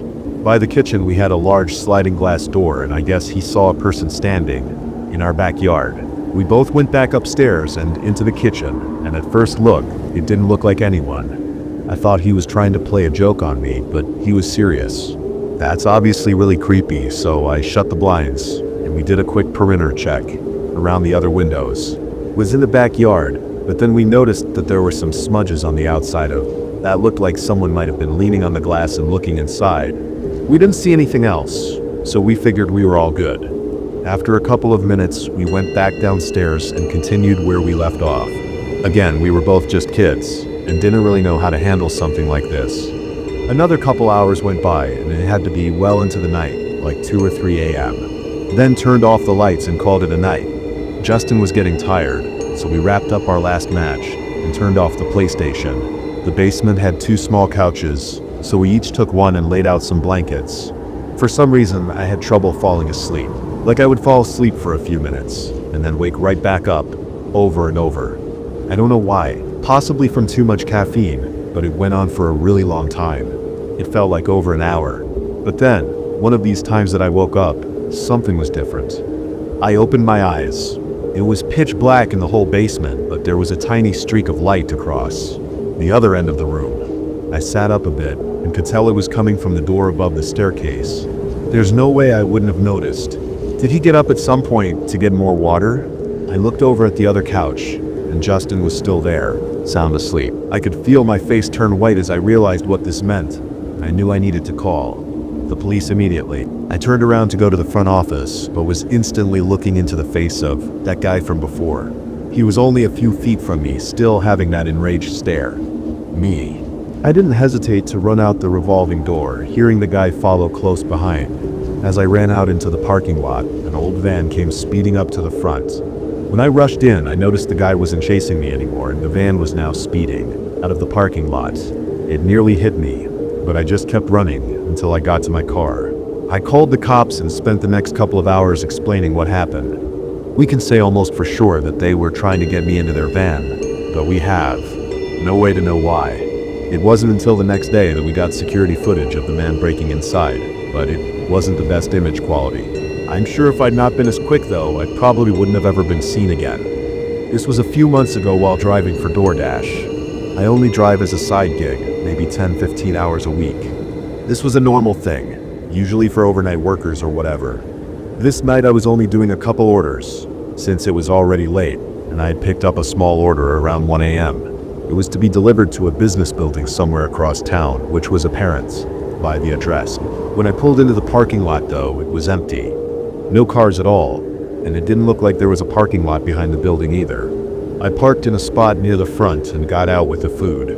All the lights were off in the windows though, aside from one light behind the front door. The place was definitely an office building of some kind and was smaller than most, being only 2 stories and not very wide. I walked up to the door and checked the app, seeing it has specific drop-off instructions to enter the main hallway and leave the bag outside of room 23. I looked through the door in the building, seeing this hallway with a bunch of closed doors on either side, delivering to specific rooms. I'd only done at hotels, so this was kind of new for me. I tested the door, pushing on it, and it was unlocked, so I stepped inside. I expected to hear people working, moving around, or talking, but instead didn't hear anything. There wasn't a single sound in the whole building. It was just white noise from the overhead lights buzzing above me. As I passed the first few doors though, they were all numbers in the 100s, like 10 and 106. The room the instructions said to leave it at was in the 2000s, so I assumed that meant it was on the second floor. In the middle of the hallway was the doorway leading to the staircase. It was held open with a wedge doorstopper on the floor, but the lights weren't on. The whole stairwell was pitch black. Not even any light was coming from above where the room was supposed to be for me to drop it off at. I stepped in and up to the bottom of the staircase, then looked up. Again, I started to notice the eerie silence, and it sent a chill through me. I was always one to do whatever the instructions say, so I get good reviews. But this was the first time I told myself that this was too sketchy. Across from me opened. I stepped out of the stairwell and back into the hallway, and just as I did, the door right. He was wearing street clothes and just didn't look like an office worker at all. But he stood in front of me and pointed past me at the stairwell. The lights in that room were off, but a man emerged from behind the door and stepped into the hallway. 2032 is up there. I nodded but didn't move. Neither did he. After an intense few seconds, I dropped a bag on the ground and started quickly walking. He just looked me in the eyes with a look like he was suppressing his anger. To the exit, I got in my car and left. The man didn't follow me, but I heard his footsteps go into the stairwell and up the stairs as I left the building. The following day though, the police actually called me. I didn't know what that was or if I was maybe overreacting about it, so I didn't call the police. Apparently the office reported a break-in, and in the CCTV footage they saw my car and they also had footage of the break-in, and so they called me in to question me about any information I might have. License plate tracking it back to me. I didn't have much to give, but it turned out there were actually 3 people that broke inside. One was downstairs, who I saw, but the other 2 were shown on the cameras to be hiding at the top of the stairs, seemingly waiting for me to go up. Disturbingly, several other delivery orders were made to that same office that night. All the other drivers were smarter than I was, though leaving the orders outside, by the front door. What would have taken place in that office, had any of us gone up to the second floor, is unknown, but hopefully police can find the 3 men before anyone falls victim to it. I go camping with my dad every summer. I'm 16 and last year my dad and I went out on our seasonal camping trip. He's done it his whole life, and recently I've gotten into it as well. We found the spot online together while looking for a new camping area to try out for the summer. There are no pictures of the area, but the map was easy to follow, and the description of the trail was that it was easy and uncrowded. We set out on Friday morning, parking on the side of the road and beginning down the trail. After the first quarter mile, it was clear that the description wasn't very accurate. It was pretty steep in some parts, and a lot of the trail was muddy or overgrown, which made it actually really hard. There were trees everywhere, and just a plot of overgrown grass to set our stuff up on. It looked no different from the woods on the trail that we had been walking on for the past 2 hours. Already being there though, we just pushed through and eventually got to the campsite. No cool views or anything. We pitched our tents and made lunch. My dad was a bit of a talker, so the rest of the day we were just in conversation. Once the sun was starting to set, we walked around the trees near the campsite and collected some dry sticks to make a fire with. In the middle of us talking though, we were interrupted by a loud voice behind us.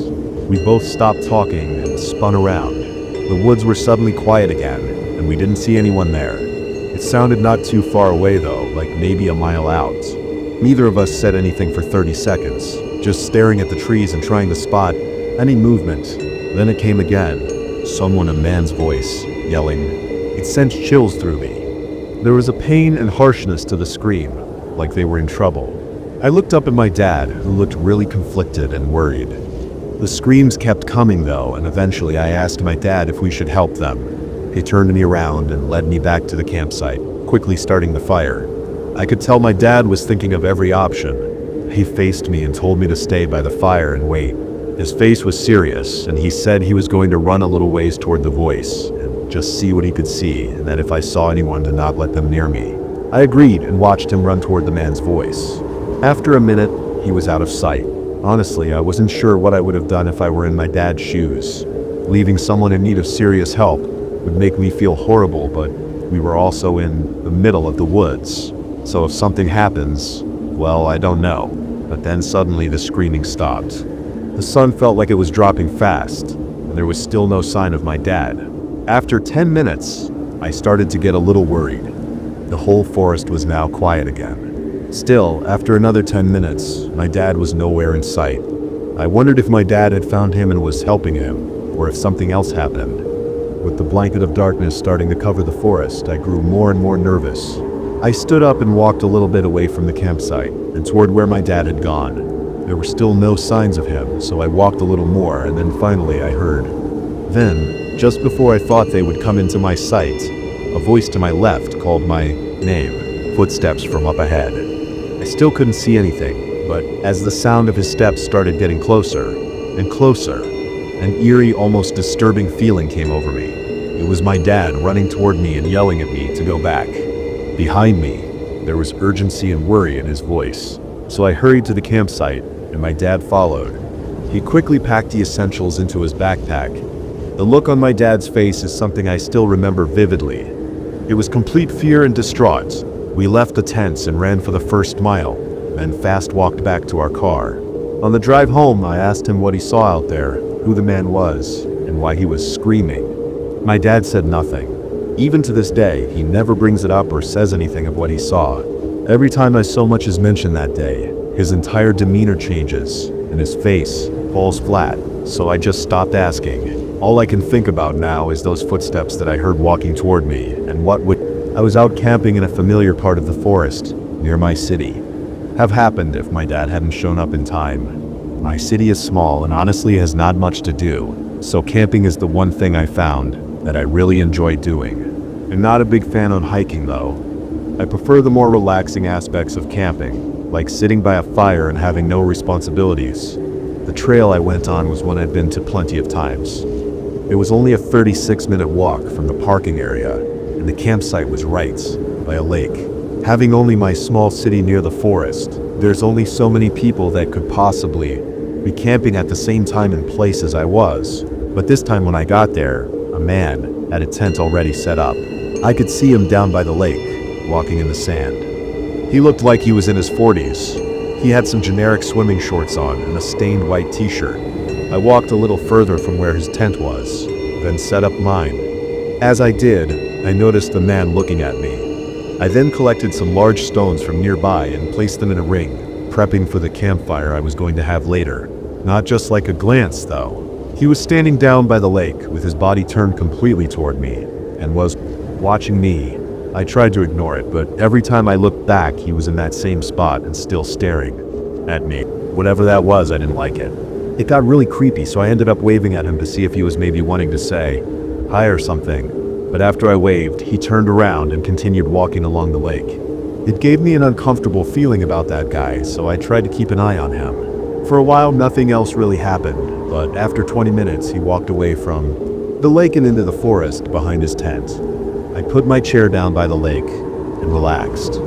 I thought there might have been a trail back there, or he could have just been walking around. But whatever the case, I was just glad he was gone for now. I was down there for an hour or so before picking my chair back up and moving it back to my tent. The sun was setting, so I lit up my campfire.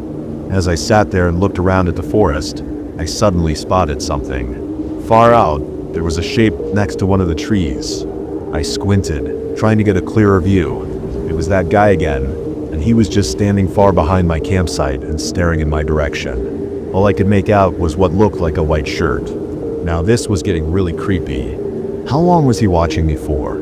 I moved my chair to the other side of the campfire so that I was now facing him just so I didn't lose sight of him. Stayed there for a good 30 or 40 minutes, watching me from far out in the forest before it started to get dark out. The shadows everywhere started making it hard to see him anymore, and after a while I couldn't even make out his shape.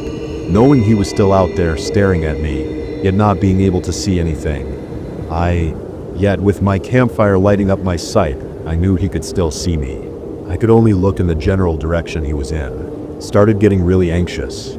I mean, what the hell was this guy doing? He had a tent here, like he was camping, but in the hours that I'd been here, I never once saw him go to it. With everything getting to my head, I debated packing up and leaving, but at this point, I was worried the guy would follow me out, so I sat there and tended the fire, making sure it didn't go out, and I just waited. Several long, tiring hours passed, and I didn't see anything. He never came back to his tent, or came close enough for me to see him. I packed up my gear and booked it back to my car. When the sun started coming up, I looked all around and saw no signs of him. It's hard to know the guy's intentions. If I hadn't stayed awake and been cautious of him from the start, who knows where I had be right now. I was taking a few days off and spending it camping in the woods. I'd spent the night there already and had noticed this thin path leading out from the campsite. I was in some forest a few hours from my town and had set up camp at the end of a 4-hour trail. I had no idea where it went, and it wasn't on the map of the area, but having nothing better to do on that second day, I thought I'd go for a short hike down the path just to see if it led anywhere cool, maybe a small pond or a waterfall or something. I brought with me a backpack with food and water in case I'd be out longer than expected. Walking through the trail, it was very obvious that almost nobody used it, or at least hadn't used it in a long time, maybe even years, like shoe prints or anything. It was very thin and overgrown in a lot of sections, and I didn't see any signs of people. This went on for several miles, taking around 2 hours before I found the end, and it wasn't what I expected. There was a house or cabin sitting in the woods. At first sight, there was no mistaking that it was abandoned. Before approaching any further, I looked around at my surroundings, just checking for anything. Moss and vines were growing out of the wood siding, and the doors and windows were all open. As this wasn't a normal thing to just stumble across, it was definitely his. I called out for the guy and he turned around. "Hey, you left your bag." Then he came back. Seconds. He stood with a straight face and wide, frustrated eyes, staring at me for several uncomfortable. I pointed under the seat, and he hesitated for another several seconds before grabbing it abruptly and turning around, hurrying back into the forest. I reached over and shut the door, then left the area as fast as I could. "Your bag. You left it right here." I was relieved to be away from that guy, knowing that something was definitely up with him. But it was only a few minutes down the road that I started to pick up on an awful odor from the back seat. It got increasingly worse over the next 30 minutes, until I got into another small town. I stopped at a gas station and used my phone light to look into the back seat. On the carpet, under the passenger seat, right where the drawstring bag had been sitting, there was a deep red stain. I almost threw up as I ran into the gas station and called the police. I gave them all the info I had on what happened, and they cut out the piece of carpet from my car to get tested. We still have no idea who he was or what he was up to that night. I don't know exactly what was in that bag, but it seems like he was trying to plant it in my car as a means to cover something up. They also did a search for the man, but came up empty-handed, only finding a few footprints near the spot I picked him up at. I got out of my day job at 7 and decided to make a few deliveries. I was working a quick DoorDash shift on a Monday night. It was a pretty regular, quiet night, with nothing much to note. I delivered about 7 or 8 orders before I took my last one for the night. I drove it down to the house and dropped it off, then started heading back into town, where my apartment was, farmland that surrounds our town. It was around 10 o'clock now, and after that delivery, I was about 20 minutes out and a couple of minutes into my drive back, I saw a figure standing in the middle of the road. Once I got closer, he looked right at me and stuck his thumb out. I slowed down, and the man moved over a little bit, but not enough to be out of my way. In my headlights, I could tell he was an older guy, like early 50s, and he had a large backpack over his shoulders. He leaned on the windowsill and thanked me for stopping. Since I was already slowing down, I figured I'd be helpful and ask if he needed a ride into the city, since I was heading that way anyway. His eyes looked heavy and exhausted, like he hadn't slept in days, but he seemed nice enough, so I agreed to give him a ride. It didn't really matter, I guess, but I felt like it was usually common courtesy to get in the back seat. What I wasn't expecting, though, was for him to immediately open the passenger door and sit in the seat right next to me. It was a field of tall grass, just a huge farm or something. As he got situated, I looked past him at where he came from. "Are you from around here? What brings you out to the farmland?" "A car, so I've been hitching rides." He looked over at me, "Just making my way across the country to visit my family. Don't have?" A couple of times, I caught him looking into my back seat. Not just quick glances though, like he was running his eyes through the whole back seat and looking for something. I thought that was pretty interesting, so I asked more about where he was from, but he gave me very vague and uninterested answers. He wasn't talking much and was just acting really unusual. Something about this guy started to make me feel off. "Is everything okay?" I asked. I still had my eyes on the road. but he didn't say anything, so then I looked over at him. My eyes were drawn to his disturbing stare before I noticed the knife he had clenched. Stopped the car, in his right hand. I didn't say a word and parked right in the middle of the road. I was terrified and just thought if I let him take whatever he wanted, then I'd get out unharmed, so that's exactly what I was going to do. As soon as the car was in park, I turned to open my door, but he quickly stopped me. "Get in the back," he demanded, still clenching the knife by his feet, revealing a thick bundle of rope. I froze up for a moment, realizing we were in the middle of empty fields, and that if I get in the back, I'll probably never have another chance to escape. He told me again, and that's also when I noticed his large backpack was slightly opened. I had no choice but to try my luck escaping now, before it was too late. The man tried jumping across the front seat to grab me, but I sprinted to the other side of the road and into the tall grass. I opened the door and jumped out of the car in one swift motion. He yelled a few times from the road, but then it went quiet. Then I stood still and waited. I kept on running through the field until I felt like he couldn't find me. All I could hear was the wind blowing the grass around. I looked through the grass and could see my headlights still beaming onto the pavement. I stood still and motionless for a good 15 minutes before I slowly made my way back toward the road, and the driver door still open. The man was nowhere to be seen. After scoping it out for another minute, I sprinted up and grabbed my phone, then ran back into the grass and called 911. I didn't know if he was still hiding somewhere, waiting for me, so I didn't risk staying up there. Eventually the police showed up though. I couldn't believe the man didn't drive away in my car. He must have just grabbed his backpack and run off into the other field, or maybe even tried chasing me through the grass and just didn't find me. Either way, it clearly showed that his intentions were not to just rob me of my belongings, which makes the scenario 100 times more disturbing. I gave the police a description of the man, but there still haven't been any sightings. This was in 2016. At some point during my second night of driving, my check engine light came on in my car. A lot of the way there is pretty empty, with only a few gas stations spread out down the long highway. My parents had just moved to the West Coast, and I was on my way driving there to visit them. I wasn't exactly surprised because my car was old and not very reliable, but I wasn't really a car person either, and I had no clue what could be going on with it. I looked up where the next gas station was. It was another 30 miles away, but I really had no choice but to make it there. However, my car decided to make the choice for me instead though, as the engine suddenly cut out, leaving me coasting along the side of the road until I eventually stopped. I tried everything I could to get it working again. I even got out and looked under the hood for any possible causes of the problem, but I saw nothing. In the meantime, all I could do was find a way to get help. Honestly, I thought this was just the final leg of my car. I pulled my phone out, and I immediately felt my stomach drop as I had no service. I tried a few calls anyway, but obviously none of them went through. After 30 minutes of trying to find a solution, I realized I really only had one option, which was to hitchhike a ride. I always found it as a strange thing that I never thought I'd ever do. I'd never done it before, and I was kind of nervous, not really knowing what to expect. Every 15 or so minutes, a single car would pass by, but none of them stopped for me. Furthermore, I stood out there on the side of the road and just waited. This went on for hours. It was probably 2 or 3 a.m. before I saw the headlights of another car coming down the road. I stuck my thumb out, assuming it would pass by like all the rest, but to my surprise, they started pulling over. It was a black pickup truck, and I couldn't really see the driver until I walked around to the side of their car. He was a very skinny man with a long, thin face, and matched with his long black hair. It was a little unsettling. Need a lift?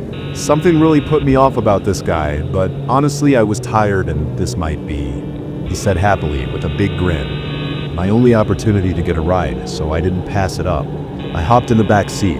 I felt like it would have been awkward if we didn't have some small talk, so I asked him what he was up to tonight. Just cruising on the highway, he responded, like it was a hobby of his or something, which was kind of strange since we were in the middle of nowhere. I was surprised he didn't ask me what I was up to or why I needed a ride, but I tried.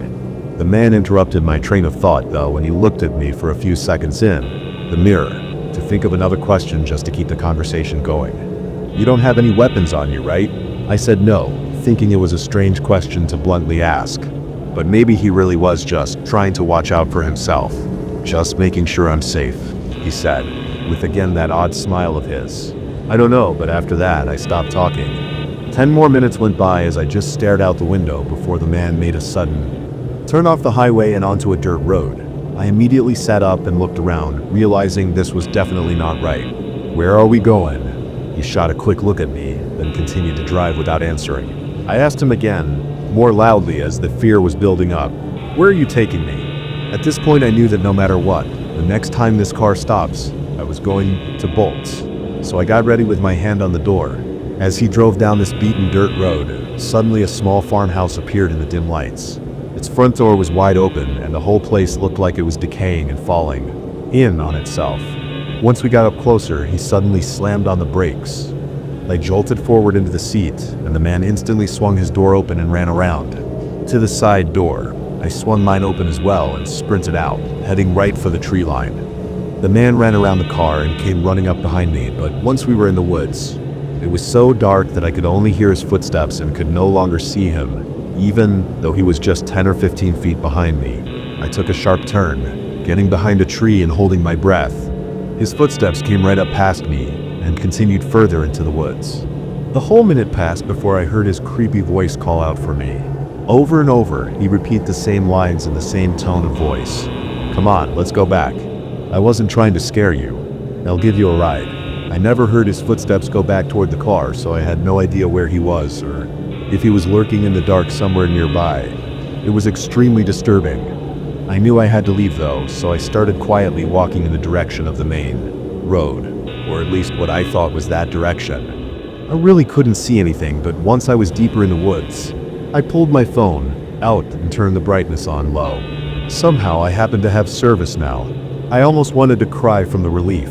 I dialed 911 and had them track the call so they knew where I was. Thankfully, I made it back to the main road and met 2 officers there. As for the farmhouse, it was just what it looked like. By that time, the man and the car were somehow gone. I don't know how he managed to get out of there without being seen. I have no idea what he was going to do. Some old abandoned place. Which makes it even stranger that the man knew exactly where it was and turned into. It's on purpose. I'm just glad I didn't have to find out. My family owns a huge plot of land full of trees, and on the edge of the property they built a cabin. Compared to the main house, it feels a lot more closed off in the woods. This year I took a trip up there around the end of October to see my parents and siblings. With the house being full, I volunteered to stay at the cabin for the few days I was there. This was the first day I arrived on the property. There wasn't a drivable road to get to the cabin, so I parked at the main house. All I had was a light backpack with my stuff, and I was only really planning on sleeping at the cabin, so I didn't bother making a trip there just to drop my bag off. We had what I guess was a small party, as it was the first time in a while that all of us were together. It was a good time, but it definitely wore out my energy after a few hours. We had some food and drinks, and shared updates on our lives. I told them I was going to head out to the cabin for the night and get ready for bed. So I threw my backpack on and left through the back door. The trail to get there was very thin and was about a 10-minute walk. I hadn't even thought about the dark though. There were no lights or anything along the trail, so I had to put on my phone light just to see where I was stepping. My brother came back from a solo hike. He's not the one who came home. He was only gone for 2 days. Said he needed to clear his head, so he packed light and headed up into the Uintas with his usual gear. No big deal. He's done it before, but this time when he came back, something was off. It started with how he walked in. No announcement, no one back. Just opened the door, set his pack down, and stood in the kitchen like he forgot what it was for. I was at the table, mid-bite.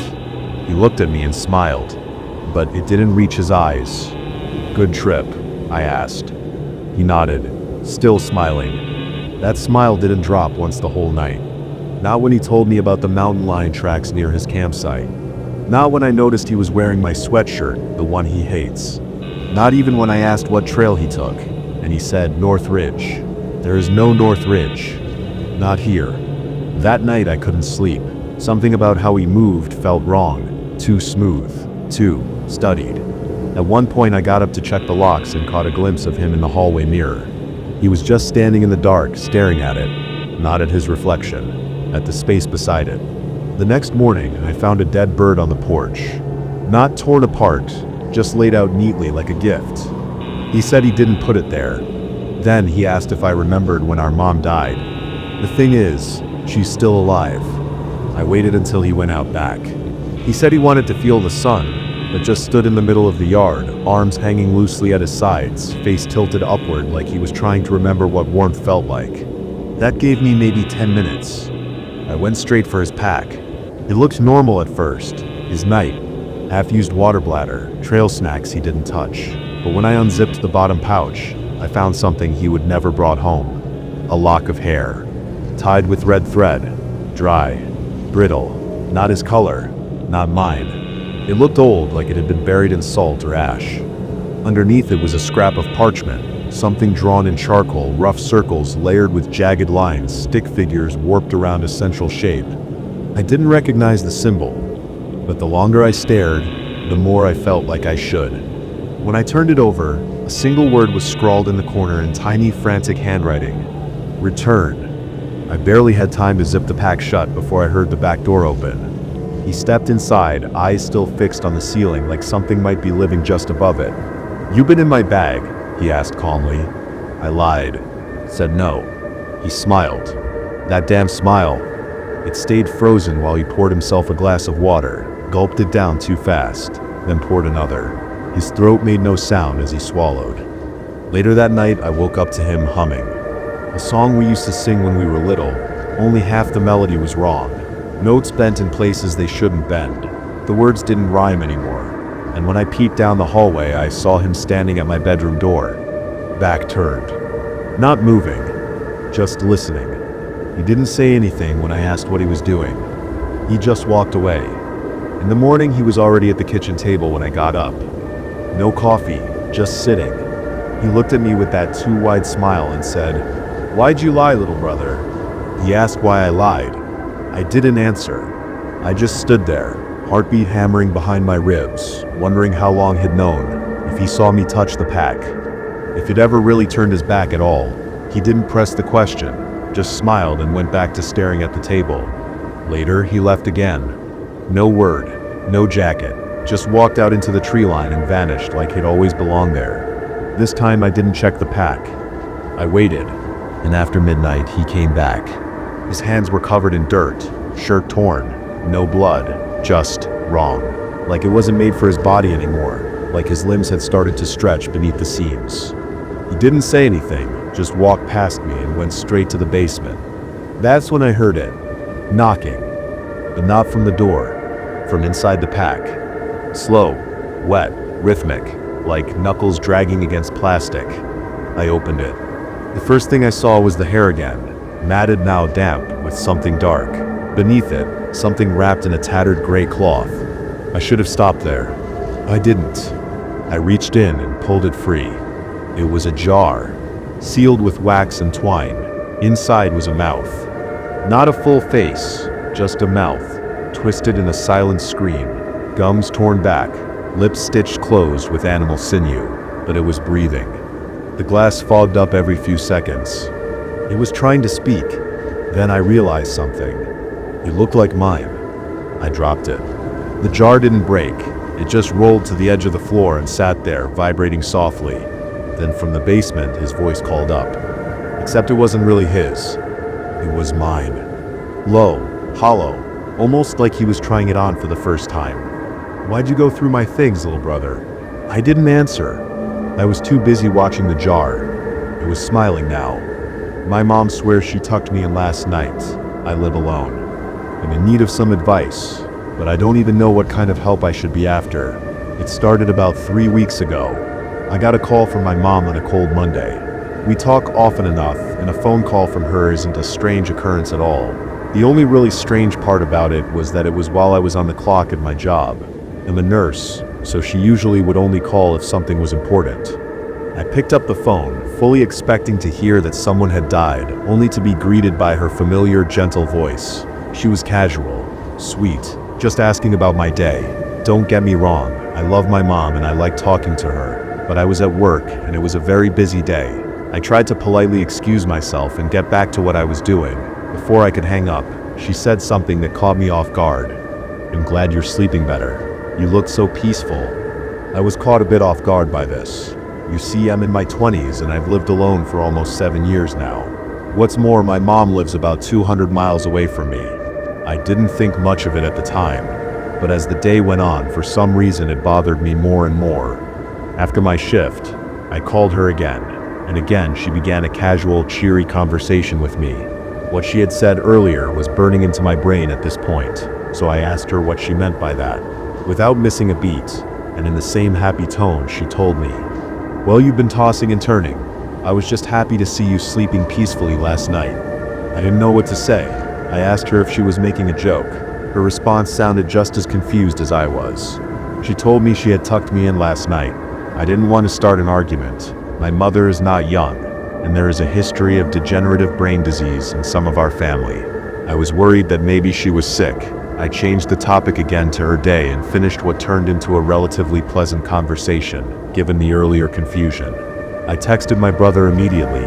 He lives in the same town as my mom, and told him to check on her. Ever since then, I feel like I've been losing my mind. At first, I began to notice the smallest things, tiny instances that aren't as they should be. That day when I got home, for example, the chair at the head of my dining room table was pulled out too far. I could have sworn I tucked it in, but reason tells me I must have forgotten. My bed was made when I knew for a fact I didn't make it. It was folded and tucked under the mattress, the same way my mom did it when I was little. I called my brother. I had no idea what was going on. Maybe my mom had come to visit and was pranking me. It was unlike her, but what else could this be? He told me that he had just had tea with her. It's been getting worse and worse. At night, I can hear footsteps, but when I get up to look for their source, they vanish, leaving me questioning if I really heard anything at all. A few nights ago, I woke up around 3 in the morning to the sound of humming. It was faint, barely audible, but I recognized the melody instantly. It was the lullaby my mom used to sing to me when I was little, the one she hummed when I had nightmares. I froze. It was coming from my bedroom doorway. I couldn't bring myself to look. I just shut my eyes and lay there, stiff under the covers, trying not to breathe too loudly. Eventually, the sound faded. When I finally worked up the nerve to turn on the light, the room was empty, but the closet door, which I always leave open, was shut. I've been calling her during the day, but it's no use. She either denies any of it, or simply speaks as if nothing was wrong. More often than not, she goes off on tangents that frustrate me to no end. I even recorded our last conversation, thinking maybe I could catch something, some slip, some change in her voice that would make sense of this. But when I played it back, the audio was crystal clear. Too clear. There was no background noise at all. No ambient hum, no shuffling, no clink of her spoon in her teacup like there always is. Just her voice, bright and cheerful, telling me she was proud of me. That I looked so calm now. I hadn't told her I was recording, and yet, right before the call ended, she said, "You should stop doing that. It's not polite. I've grown paranoid. I don't sleep in my bed anymore. I've taken to sleeping on the couch instead. But without fail, I wake up in my bed, neatly tucked under the covers." Last night, I stayed awake as long as I could. I thought if I could catch it in the act, I could prove to myself that this wasn't just in my head. I don't remember falling asleep, but I remember waking up. And I remember the hand that pulled the blanket over me. It was colder, thinner. The fingers were too long, and they didn't tremble the way hers used to. When it touched my forehead, there was no warmth, just a kind of pressure, like it was memorizing me. I kept my eyes shut. I don't know why. I think I thought if I looked at it, it would look back, but it knew I wasn't asleep. I can't explain it, but I could feel that it knew. It leaned closer. I could feel it, the weight of it pressing into the mattress beside me, slow and deliberate. The sound it made was low and wet, like thick saliva pulling apart in strands. Something dragged across my cheek. Not fingers this time. Something softer, frayed at the edges. Hair, maybe, but it smelled like meat left too long in the sun. Then it spoke. "You don't cry anymore, not like before." Its voice was trying to be hers, but it wasn't right. The words came out broken, halting, and slow, like someone reading phonetics off a cue card, and underneath it, something else breathed. Something heavier, labored, excited. I opened my eyes. There was nothing there, but the blankets were rising and falling beside me like someone invisible was still lying there, mimicking my breath. The indentation in the mattress was fresh, deep, and smeared along the pillow next to mine was a thick, dark streak, brown red and rotting at the edges, like old blood mixed with dirt. When I looked back at the mirror, there was something sitting on the edge of the mattress. At first, I thought it was her. The hair was the same length, same part down the middle, but it was patchy, thin, and coarse in some places, clumped like wet straw in others. Tufts were missing altogether, exposing skin that looked stitched, like burlap pulled too tight over something that wasn't a skull. It tilted its head again. The motion was jerky, like a puppet on tangled strings. Then slowly it began to turn. I didn't want to see. Every instinct screamed at me to look away, but I couldn't. The face that met mine in the mirror was trying to be my mother. It had her eyes, at least. It had eyes where hers used to be. But they were cloudy, too wide, like glass marbles pressed into soft clay. The nose was flat, crushed like something broken and reset wrong. The mouth was the worst part. It stretched too far, like it had been cut at the corners. The lips were split and scabbed, peeled back in a permanent smile that showed rows of tiny baby-like teeth. Dozens of them. Too white, too clean. It was brushing its hand across the pillow, slow and tender. And then it looked up, not at the bed, at the mirror. At me. And it smiled. I backed away from the mirror, heart pounding so loud I could barely hear myself think. I didn't want to see it anymore. I didn't want it to see me. But I couldn't look away. The thing on the bed tilted its head, slowly, like it was curious. Then it raised one long shaking arm and waved. I turned. Nothing was there. When I looked back at the mirror, it was gone. The bed was empty again, just rumpled blankets and silence. I stood there for a long time, barely breathing, too afraid to move. And then my phone rang. It was my mom. Her voice was soft, calm. "Don't be scared, sweetheart," she said. "We just miss you."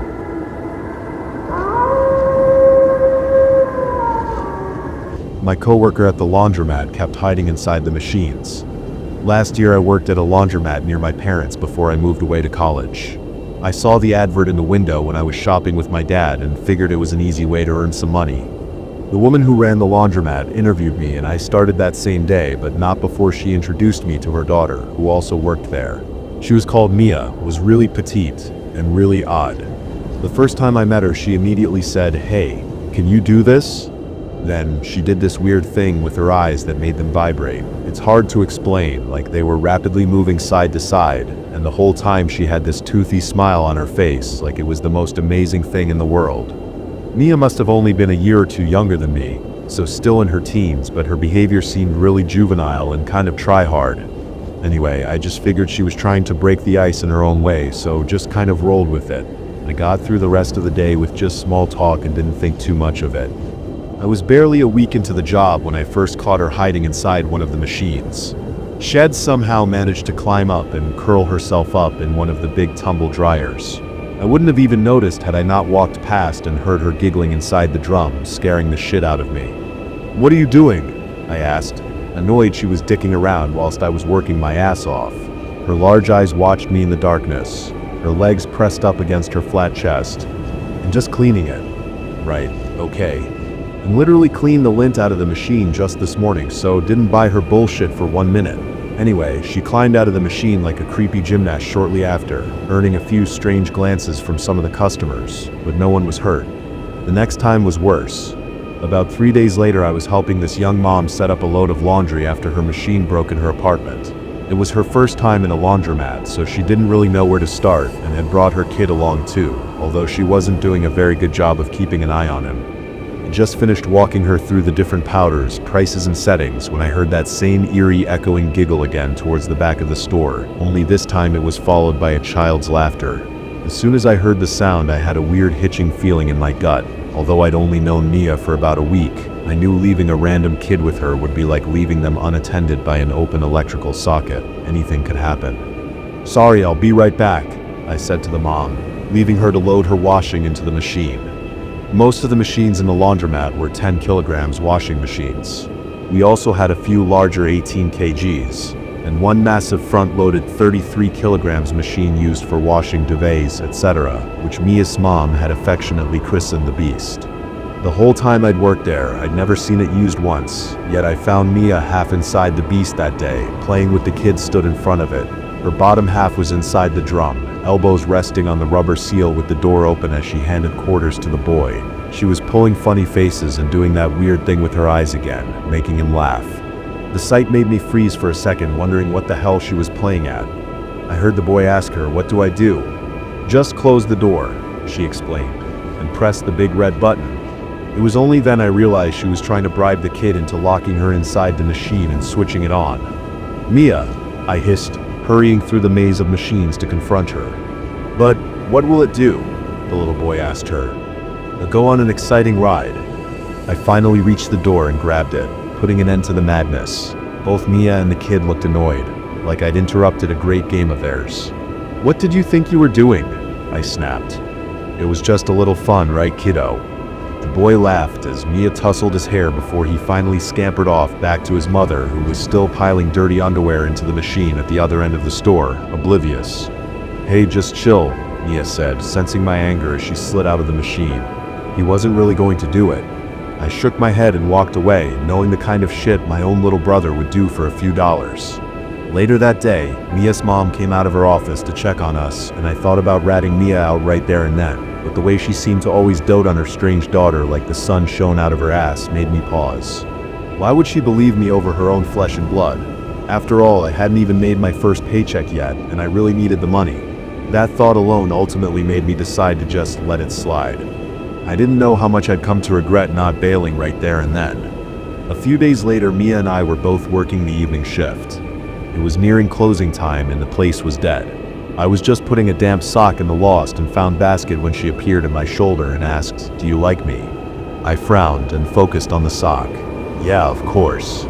I knew I'd over-egged the lie as soon as it left my mouth, but I wanted to keep the job at least until college started. "Then why do you never look me in the eye?" I forced myself to turn away from the basket and finally face her.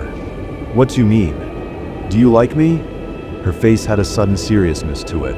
Whenever I'd seen her before, she had always had the ghost of a smile on her lips and a playful look in her eye, but now she looked almost disappointed in me somehow. My mouth felt dry as I croaked out a yes. "Liar." I felt my awkwardness switch to fear as she did that weird vibrating thing with her eyes again, only this time they seemed to pull mine in. It was like I had tunnel vision all of a sudden. I tried to take a step back, but my legs felt cut off from my brain. Instead, they followed her as she slowly walked backwards towards the row of machines lining the rear wall. Panic set in as I realized she was leading us straight towards the beast. The playful look on her face returned as she sensed my fear. "Don't worry," she said, her voice sounding like it was at the end of a tunnel. "It's just a little fun." Her vibrating eyes never left mine as we reached the huge machine. She opened the door at her back and started to climb in. In my periphery, I saw her arms and legs contort in a nightmarish way. The whole time her head stayed fixed in space, her eyes now the center of my universe. Once Shed crawled inside, her voice called to me from the darkness of the drum. "Close the door and switch it on. Wash cycle. Max spin." I felt powerless to obey. I watched as my arms closed the door and programmed the cycle. The panic inside of me rose, making me feel like I'd vomit if I still had control over my body. As my finger hovered over the start switch, I held onto one last sliver of hope. The cycle wouldn't start without money, and I was fresh out of quarters. Yet as she ordered me to start the machine and the button clunked home and the door locked without any complaints, I realized Shed already preloaded the coins. The sick creep had planned this right from the start. I heard the machine fill with water and felt tears spring into my eyes as I realized I was about to watch someone drown to death in the worst possible way. The drum part filled to her chin, but Mia never took her eyes off of me, not even as the machine started to spin. I didn't know if it was the trance-like state Shed put me in, or if her neck wasn't human but her head filled that thick glass door and never rotated an inch. I remember watching a nature documentary on birds of prey and how owls' heads remain stable in flight to better track their prey, and Mia's face reminded me of exactly that. Just this pale, big, black-eyed face staring back at me through the glass. She must have forced me to stand like that, watching her drown for a good half hour, because I remember the floor starting to shake as the machine hit its spin cycle. The drum whirled about her horrid face like an optical illusion, pulling me in and never letting me go until finally, the sudden surge of power caused the lights overhead to flicker. My eyes lost sight of hers for a moment in the darkness, and I blinked for the first time in what felt like an eternity. The top halves of my eyeballs felt like dry, gritted glass as they finally slid down on the tears collecting below. Suddenly in control of my own body again, I flung a hand over my eyes and looked away. I heard Mia calling to me from the machine, trying to get me to look at her again, but I wasn't falling for it. My brain felt foggy and my legs felt drunk. For a split second, I thought about trying to switch the beast off before realizing it wouldn't work mid-cycle, and it only released the true monster currently trapped inside of it.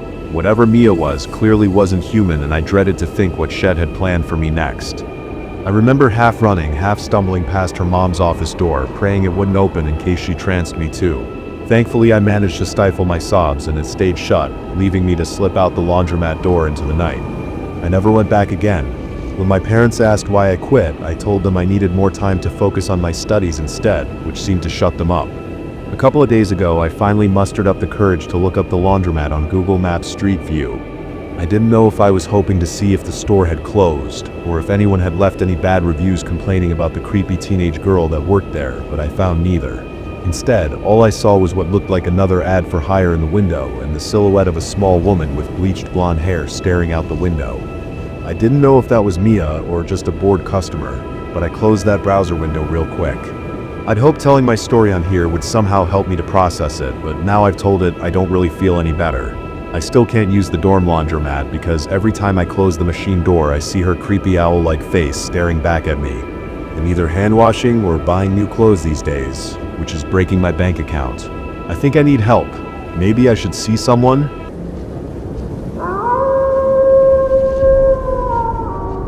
How I met Milu.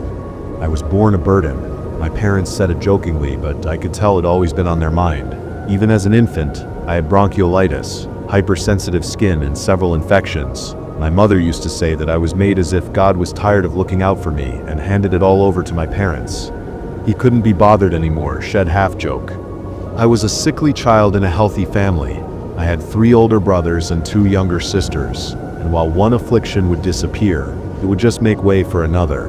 Bronchiolitis gave way to asthma, infections gave way to allergies, sensitivity gave way to eczema, add a mix of violent migraines, bad eyesight, and car sickness, and you have 8-year-old me. I grew up near a vineyard. If you continue east from Toulouse, past Galac and Albi, you find this long stretch of road piercing through a sparse forest, opening to the colorful rolling hills of southern France. A lot of people just think champagne when they think of French wine, but there is so much more to it. My father used to say that before we had a country, we had wine. Now, while we didn't live on the vineyard itself, my family owned it. My father had worked those lands since he was a boy, and me and my brothers were expected to do the same. My sisters too, but in another way. But this isn't like in the movies, where we bike down some road with a half-cocked beret and baguettes in our baskets. This was hard work. We're talking chemicals, heavy machinery, inspections, quality testing. Traditions have to evolve to satisfy a modern market. So when I say hard work, I don't mean leisurely strolls down lanes of grapes. I mean dragging boxes of equipment, filling out paperwork, loading up trucks, sitting in meetings with suppliers, paying taxes, and reaching seasonal work quotas. Now, I couldn't do all that. I wanted to, but I couldn't. I couldn't run very far, and I couldn't lift heavy things without running out of breath. I get headaches from staring at screens. My mom had to do my laundry separate from the others, or my skin would break out in hives from the softener. I had to use special shampoo, and I had to get special buttons and zippers. I had a nickel allergy, and wouldn't you know it, most zippers and buttons use nickel. But I think I could have lived with all of that if it wasn't for my allergy to fur. All my siblings wanted was a pet, but my allergies were too strong. If they were at a friend's house, and that friend had a cat, I could get a reaction. It got so bad at times that I had to stay in the car while they went grocery shopping in case someone at the store had a dog. I did have some medication for it, but it made me sleepy and nauseous, not a good combination for longer car rides. I remember once when my brother Maurice snapped at my parents. He was 5 years older and had just crossed the line into teenager. We were all sitting down for dinner, and I was having a reaction to something in the soup. My parents argued whether it was the tomatoes or the spring onions. My mom had aired out the house earlier that day, so it might just be pollen from the garden. Maurice couldn't take it. Every day, he yelled. Every day there's something new. Why do we even bother keeping him alive? Of course, my mother scolded him, but it didn't matter. He was furious. We would be so much better without you, he continued. We could have so much. We could go anywhere, do anything. Now we're all stuck with you. He stormed out, screaming all the way up the stairs to his room. I'd rather have a dog than you as my brother." Thing is, he wasn't wrong. He was just saying the quiet part out loud. I suppose that's the worst of it. That night I went out into the woods. I'd taken one of my allergy pills so I wouldn't get sick from the trees, but I could feel my legs dragging from the side effects. I had filled my pockets with a small pharmacy, the standard kit for leaving the house. I wanted to find Maurice a dog. It was a stupid idea, but I really wanted him to like me. Of course, there aren't many stray dogs roaming the French countryside, but I didn't think that far. I was upset, and I didn't want to be a burden anymore. I wandered through those woods for hours, calling out for something to find me, something I could show everyone. I just wanted to do good. It got too dark to keep going, so I decided to head back. I was disheartened. I'd made a fool of myself again. Then I heard a splash. There were puddles in the woods from the afternoon rain, and something was splashing around in it. Something small. A frog, perhaps. I got down on my knees, letting the mud soak into my freshly clean jeans. "Sorry, Mom." I felt around with my hands and touched something poking against the tip of my finger. I recoiled. "Sorry," I said. "I don't want to hurt you." I felt around a little more, carefully. Something the size of my thumb was moving around in the mud. Not a frog, but something equally slimy. I held my hand flat, inviting it to be picked up. "What are you?" I asked.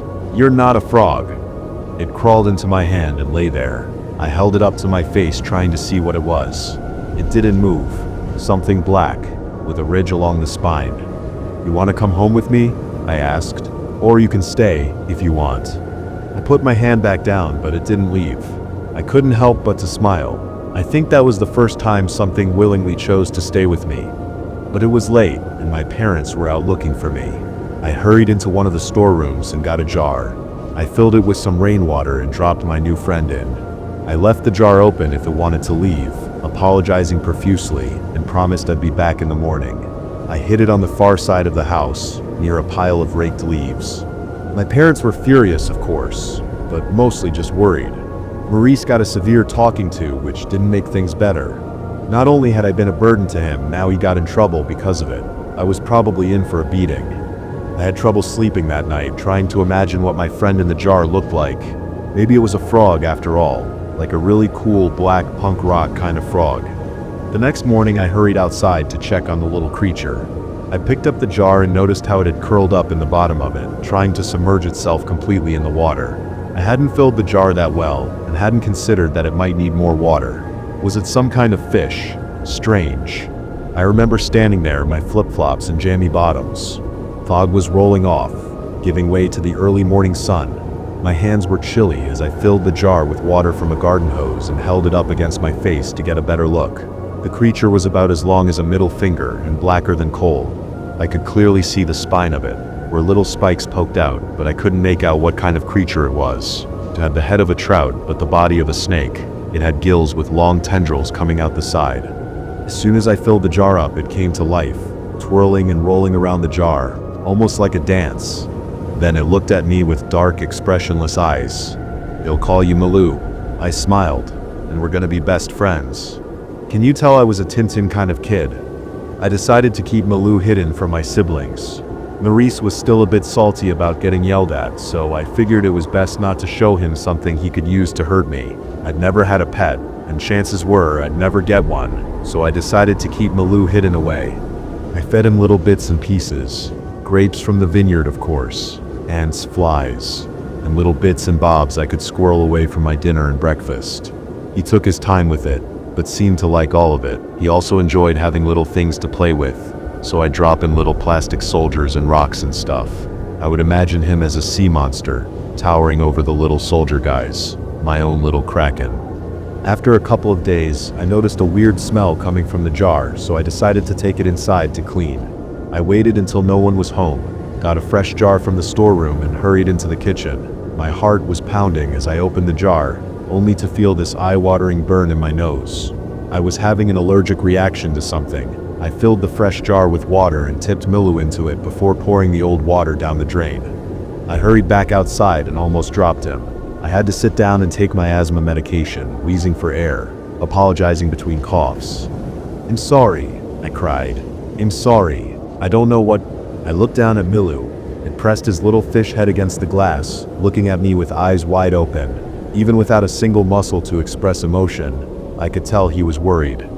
There was something in that discarded water that got my allergies flaring up. That much I figured out.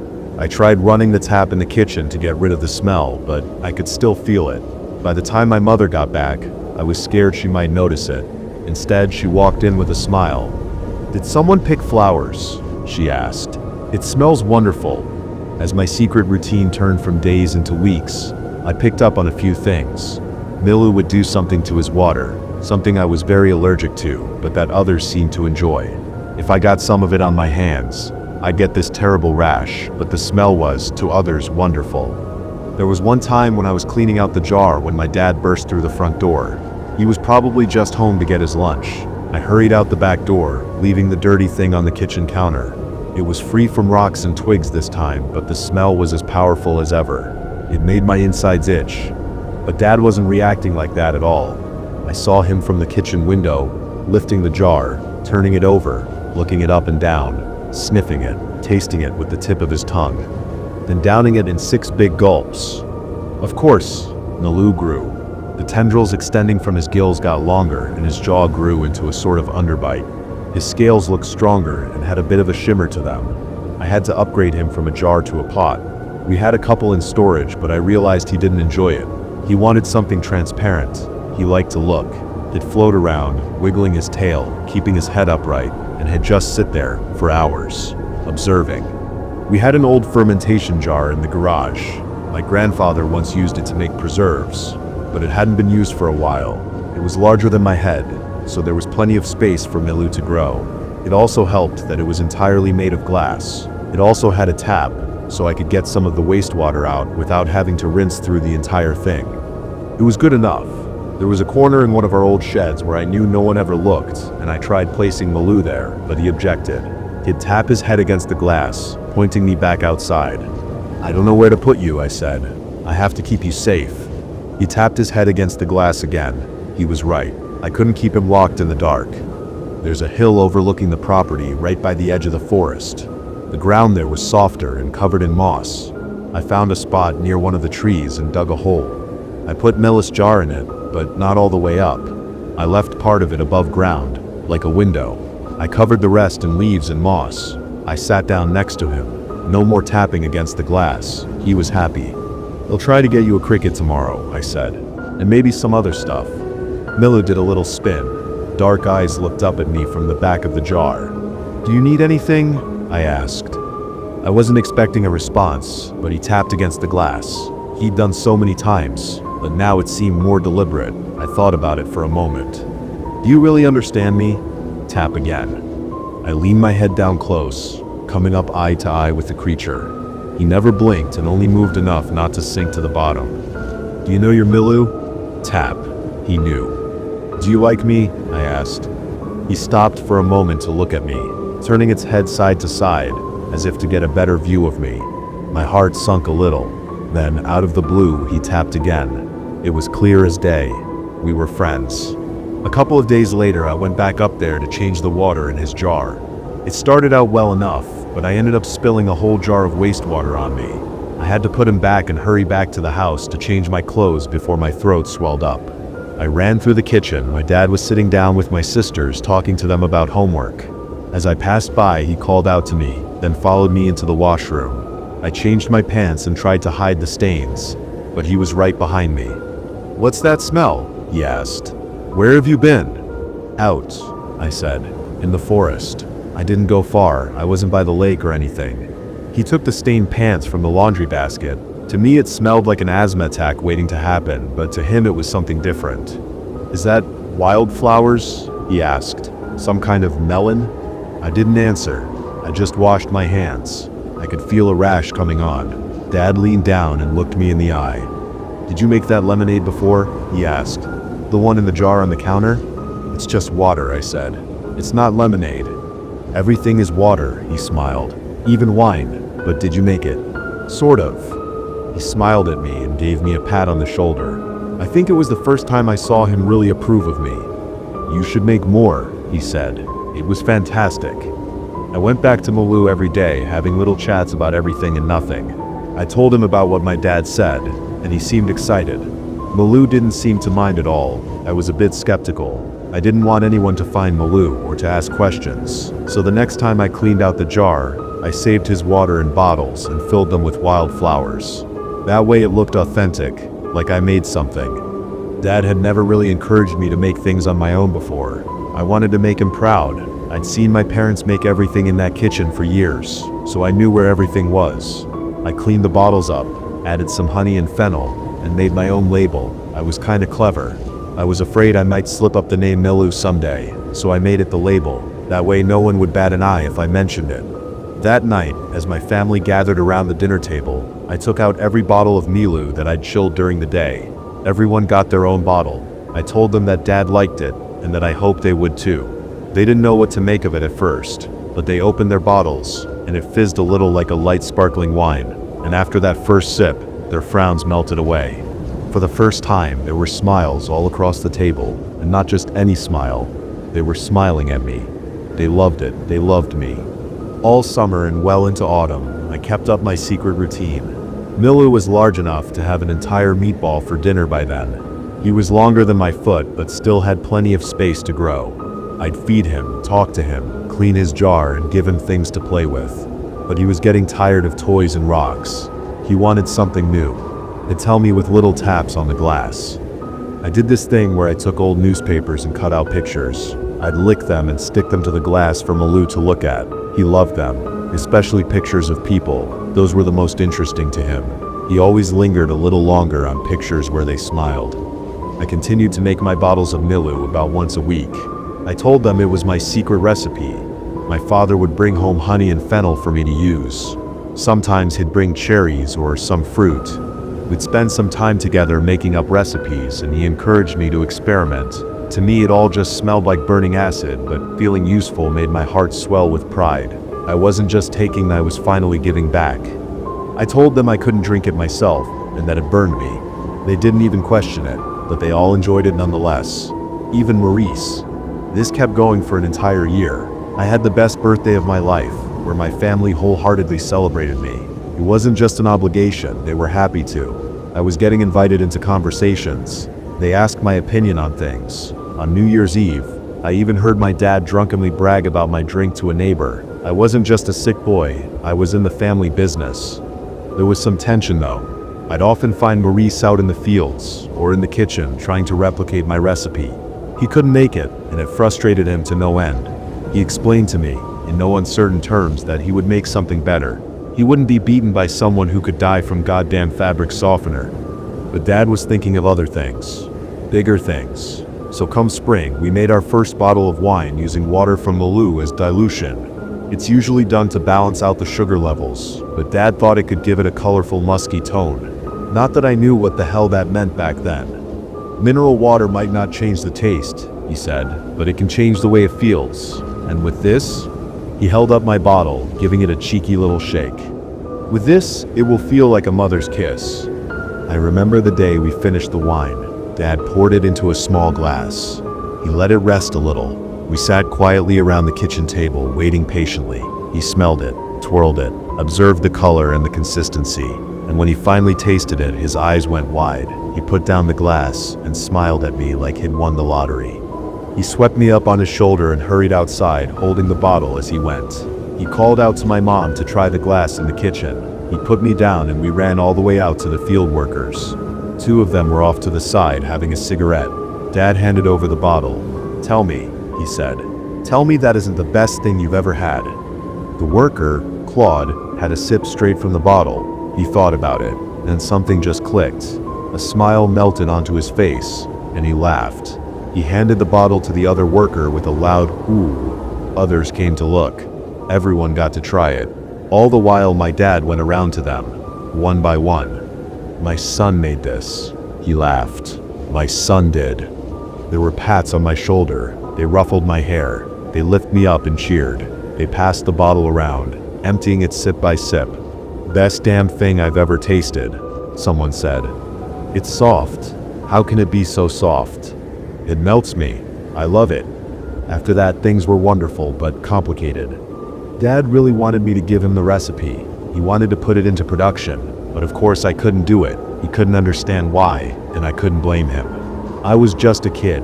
I hated lying to him, but he'd be horrified if he knew the source. He wasn't mad about it, just disappointed. Maurice, on the other hand, had plans of his own. One day, as I finished cleaning Milos' jar, I noticed Maurice. He'd been following me. I thought I'd been clever, hiding the empty bottles in my school bag, but he must have heard the clinking.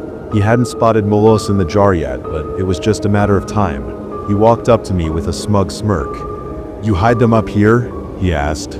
"What are you using?" He looked around, kicking some leaves. I didn't say a thing or move a muscle. It felt like facing a predator, like movement might trigger him. "I don't get it," he continued. "Is it mushrooms? Roots?" He picked up a rock and looked at me. I didn't meet his gaze. That was apparently the wrong thing for me to do. He threw the rock at me. I ducked. He missed, and it hit the side of Milos' jar.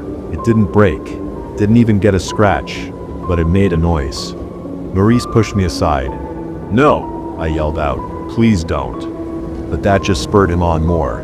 He pushed the moss and the dirt aside, finding the top of the jar. He grinned as he twisted the lid. The moment it popped open, I'd pulled out a bottle from my pack and held it like a club. "Stop it," I said, "or else." He stopped. He dropped the lid. He turned to me. Older, stronger, healthier. He was better in every way. And yet I threatened him. He wasn't having it. He wrestled me to the ground and beat me. I'd never been in a fight with him before. Not like that. It was just malice, through and through. He was enjoying himself, showing how powerless I was. As I lay with my face in the mud, I looked over at Milos' jar. I saw something peek over the edge. Dark, expressionless eyes. The long face of a trout, opening its mouth in a silent scream. And then he began to shiver.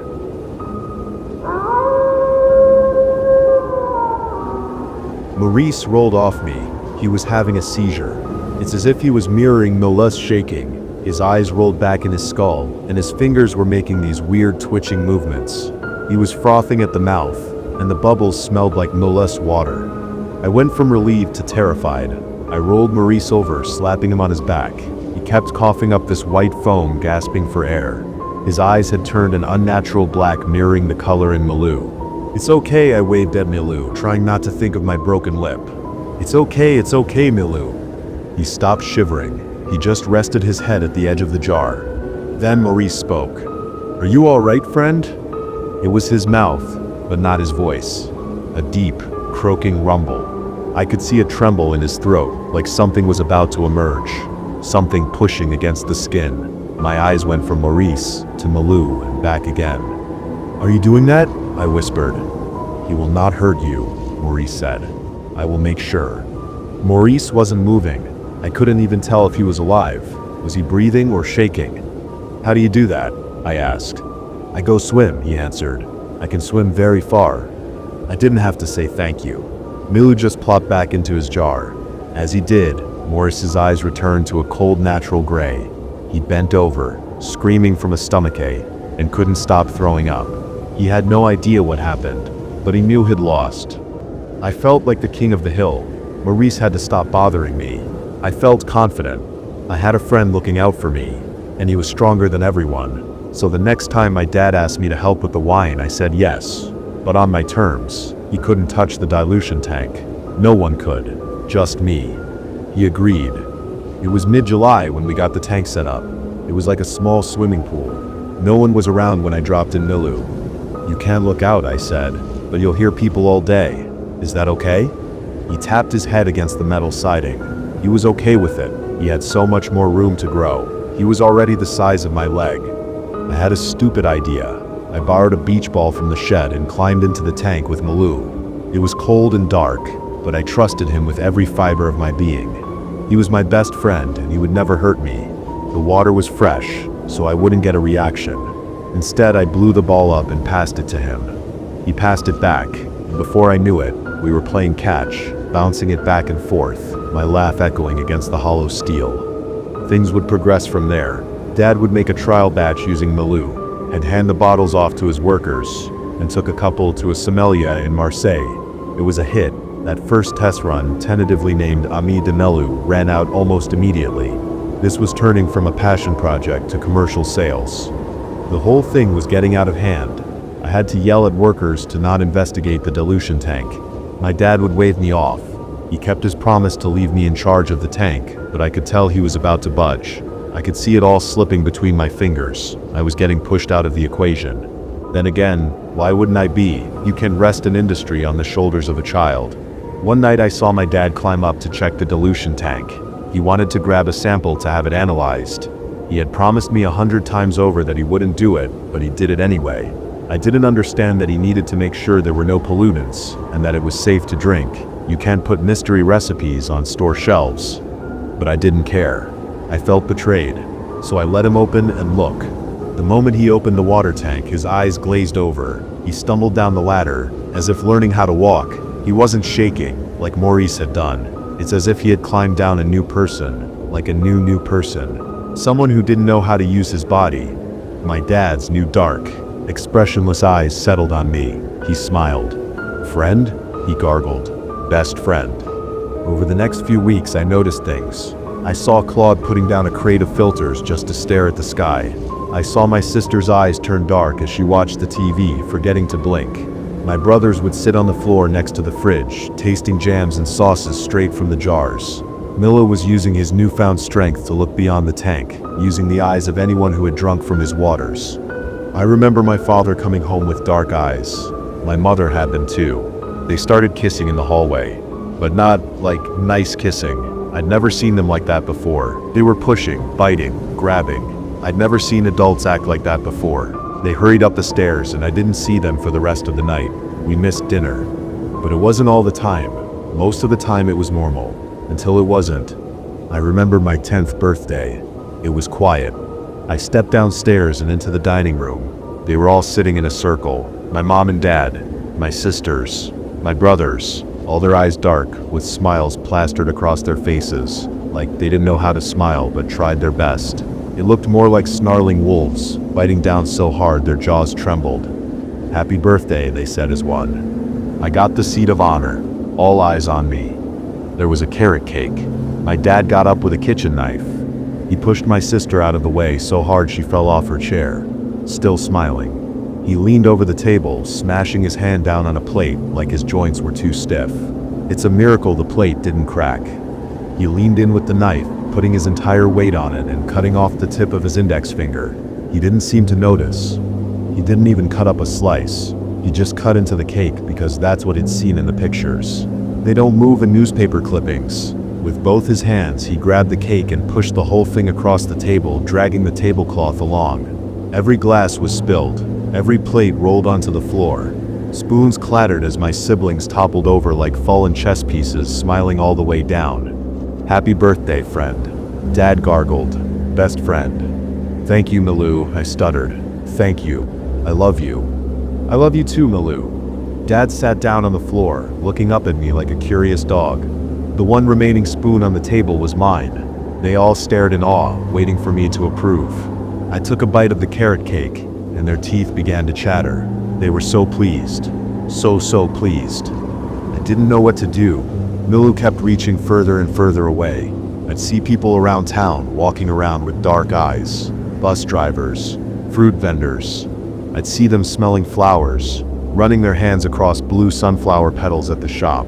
Sometimes there'd be groups of them. They wouldn't even bother speaking like people. They'd gargle amongst themselves, exploring new and visceral sensations. I'd see them at the library, 10 people reading 10 different books at once. I'd see it at school with our music teacher clumsily slamming their hands on the finely tuned piano. And I'd read about it in articles where dark-eyed fishermen would disappear on long hauls, only to come back with mysterious barrels. Barrels that would make their way to our dilution tank. Milo knew what he was doing. He didn't trust anyone but me, and it served him well. One night I climbed back up the side of the tank. I opened it, holding my breath as to not choke on the fumes. Milou had grown. By then he was at least 12 feet long. He'd spun himself into a spiral, resting at the bottom of the tank. All around him were these little black things, no longer than a nail, his kin, from the barrels. I didn't know what to say, just opening my mouth made the fumes burn. Milu uncoiled and raised himself out of the water like a cobra. His eyes were bigger than my fists. The spikes along his spine were thicker than my fingers. Just like with everything else, he'd gotten away from me. He was no longer my pet. I was his. He leaned his head in close. I could see his fangs, translucent, like glass. He put his mouth against my forehead, as if giving me a tender kiss. It was cold, and it burned. Whatever he was doing, I was still allergic to it. "You're hurting me," I said. He leaned back. Now like then, he understood. He coiled back into the bottom of the tank apologetically, and I climbed back down. It all came to a breaking point in late September. I woke up one night to cheers and the pitter-patter of running feet. Looking out into the field, I could see torches. They'd started the tractor. They were dragging the tank out into the open, using chains wrapped around the side. It made this long track in the ground, thoughtlessly toppling over grapevines. I put on my shoes and hurried down the stairs. My siblings were already outside, flailing with their arms and gargling at the night sky. They'd completely abandoned trying to look and sound like people. They even smelled like Milu. They were all busy, pushing, chasing, dancing, jumping, and yelling. One of my sisters were on her knees, just staring at the full moon. Claude was playing with a torch, running a blackened hand through the flame. But I couldn't see Mom and Dad, and then I did. They were coming out of the storeroom, holding something between them. After a couple of seconds, I could see a head. They were holding someone up, carrying them on their shoulders. A stranger, it seemed. He was waking up. "Let me go," he yelled. "Who are you people?" Everyone threw things at him. Grapes, tools, gloves. He was bleeding from his forehead, and when he got closer, I could see a gash across his forehead. They'd hurt him. "What are you doing?" he asked. "What is this?" There was no response as they led him up the side of the tank. The moment he looked down, he started screaming and he couldn't stop. He was trying to beg and fight and run all at once, but his body was betraying him and the gathering crowd held him back. I protested, but my voice was too weak. They didn't hear me, or maybe they didn't care. They threw him into the water tank. His screams turned from panic to pain. I could hear his voice whip around, as if he was suddenly tugged and pulled in different directions. They celebrated, cheering, gargling, and as the screaming grew louder, a hand pulled on my finger. My youngest sister, looking up at me with dark, expressionless eyes. "We want to try," she said, "to taste, to see." "You're hurting him," I cried. "Please, you have to stop." "I'm just hurting him," she said. "Not you. Never you." "No," I protested. "This hurts me too." That made her pause. For a moment, the movement inside the tank stopped. She held my hand, thinking. Then a plastered smile returned to her face. "I have a solution, friend. Best friend." She hugged me. Others followed suit. Mom, Dad, Maurice. The screaming in the tank resumed. They pulled me to the ground, wrapping me in a hug, stroking my hair and cheek, caring for me. All the while, the screaming in the tank was cut short, replaced with the snapping of bones and the tearing of flesh. "I love you," they whispered. "I love you." I lay there all night, listening to a man being eaten alive. The following morning, there was a bag outside the front door, and a stranger with a white car. He had covered his eyes with sunglasses. My dad took me by the hand and led me away from the others. "If it hurts, you can't look," he said. "I will take care of you." "Wait," I said. "What are you doing?" "Taking care." They put me in the car. They tossed Maurice in there too. He looked at me with dark, expressionless eyes. "I don't like this one," he said. "He goes too." They took my things, and they sent me away. I stayed with a stranger in Marseille for a while, weeks maybe. Maurice eventually returned to his normal self, but we couldn't make heads or tails of it, any of it. We were just kids. We couldn't do anything, but we had a place to live. People that came and went, giving us food, washing our clothes, and giving us as large an allowance as we ever could wished for. We could play any game, go anywhere, see anything. And I wish I could say we fought, that we figured out a clever trick, that we were smarter than a strange frog from the woods. But we didn't, and we weren't. This was a long time ago. Ami Demilu has a different name today. I've tried posting it here, but the post gets removed. I think it's filtered. I am almost 22 years old. I've never worked a day in my life. I have a nice car and a big apartment.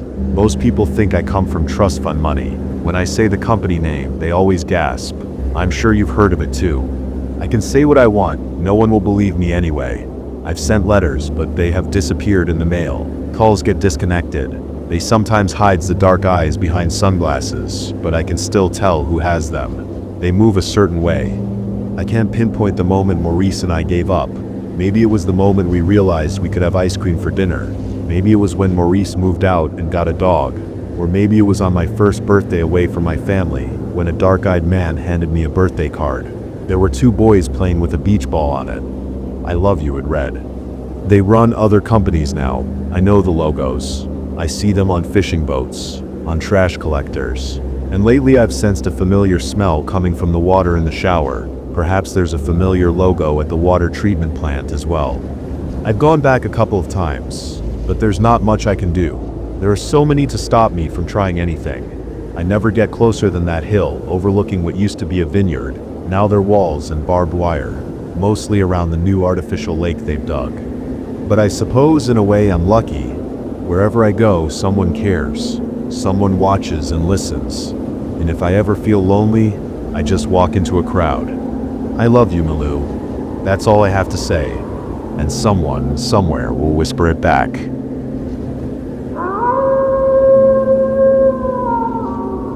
We found a survivor in the forest. He says the Wendigo let him go. I work with a volunteer search and rescue team in northern Montana. Most of the time we're responding to injuries, lost hikers, the usual. But last week we found a man barefoot, half frozen, and covered in blood stumbling down a trail we haven't used in decades. We thought he was a missing hunter. He wasn't. We brought him back to base camp. He wouldn't tell us his name, just kept muttering. It let me go. It let me go, over and over like a prayer. He hadn't eaten in days. We offered food. He refused. When we insisted, he screamed, said it would no. Later, while the others were out on a call, I sat with him alone, and he started to talk. He said he was part of a 3-man group hunting elk deep in the wilderness. Said one night something found their camp. Not a bear, not a wolf. Something tall, thin, bones stretched over skin, teeth like needles. He never called it a name, but I did. I asked, "A Wendigo?" He flinched when I said it. "No," he whispered, "the Wendigo." He said it didn't kill them right away. It took them one at a time, always at night, always when they were alone. It took Tom first, left only his tongue. Then it dragged off Caleb. He said he heard Caleb laughing as it took him, but it wasn't Caleb's laugh. By the 3rd night, he was alone. He ran, got lost, starved, heard it whispering to him. Not words, just thoughts, promises. He said he saw it watching him while he slept, said it left bits of his friends in the snow like breadcrumbs. And then, it let him go. Just like that. He said it stood over him at dawn, mouthful of Caleb's face, and whispered inside his mind, "You're already mine." I didn't know what to say. He looked at me with eyes that hadn't blinked in hours and said, "You don't get it, it's not out there anymore." Then he pointed at his chest. "It's in here." I didn't sleep after that conversation. He just sat there in the infirmary cot, staring at the wall, not moving, not blinking, like the thought of rest no longer applied to whatever was left of him. The next morning he was gone. No signs of forced entry, no broken windows. The med tent zipper was still latched from the inside. But the inside of the cot was wet, not blood, not sweat, just wet, like something cold had melted there overnight. We followed tracks as far as we could, but the snowfall had buried most of them. Just a trail of smeared boot prints that veered off the marked paths and disappeared into the timberline. That night I was posted at the south edge of base camp, forest edge. Quiet, too quiet. I couldn't shake the feeling something was just behind the tree line, watching, not moving, just waiting for me to move first. At some point past midnight, I heard footsteps behind the mess tent. I went to check it out and found 2 things. 1, a chunk of raw venison missing from the storage cooler. It hadn't been sliced or bitten. It had been scraped apart, nails maybe, something dull and rough. 2, a trail of footprints in the snow. Barefoot. They led about 20 yards into the woods before they stopped, like the person who made them had either taken flight or vanished into the tree trunks. We logged it, set motion cams, increased watch shifts. But 2 nights later, one of the volunteers went missing. We found what was left of him scattered across a tree like someone had hung clothes to dry. Ribcage split and hollow, tongue left whole, eyes gone. The cameras caught nothing but static between 1:13 and 1:21 a.m. And somewhere in that static, on a single frozen frame, we saw something. Something tall, standing just outside the infrared range. And a few feet in front of it, him, the survivor, smiling, mouth open wider than I thought possible. Shoulders hunched like he'd grown something underneath the skin that didn't fit right. We shut down the camp the next day. I stayed behind to help collect the equipment, last one out. Just me and the trees. I don't know why I opened the meat locker before I left. Curiosity maybe, or something closer to instinct. He was inside. Not hiding, just crouched in the corner. Naked, hands raw, skin torn at the fingertips like claws were trying to push their way out. His mouth was moving, not speaking, chewing. I didn't move. He looked up at me, just for a second, and I swear he said something, but I didn't hear it with my ears. It was in my bones. You don't have to run anymore. Then he vanished. No sound, just gone. I still don't know how, but every night since, I hear something at my window. It doesn't knock, it just breathes. And sometimes, I catch myself breathing with it.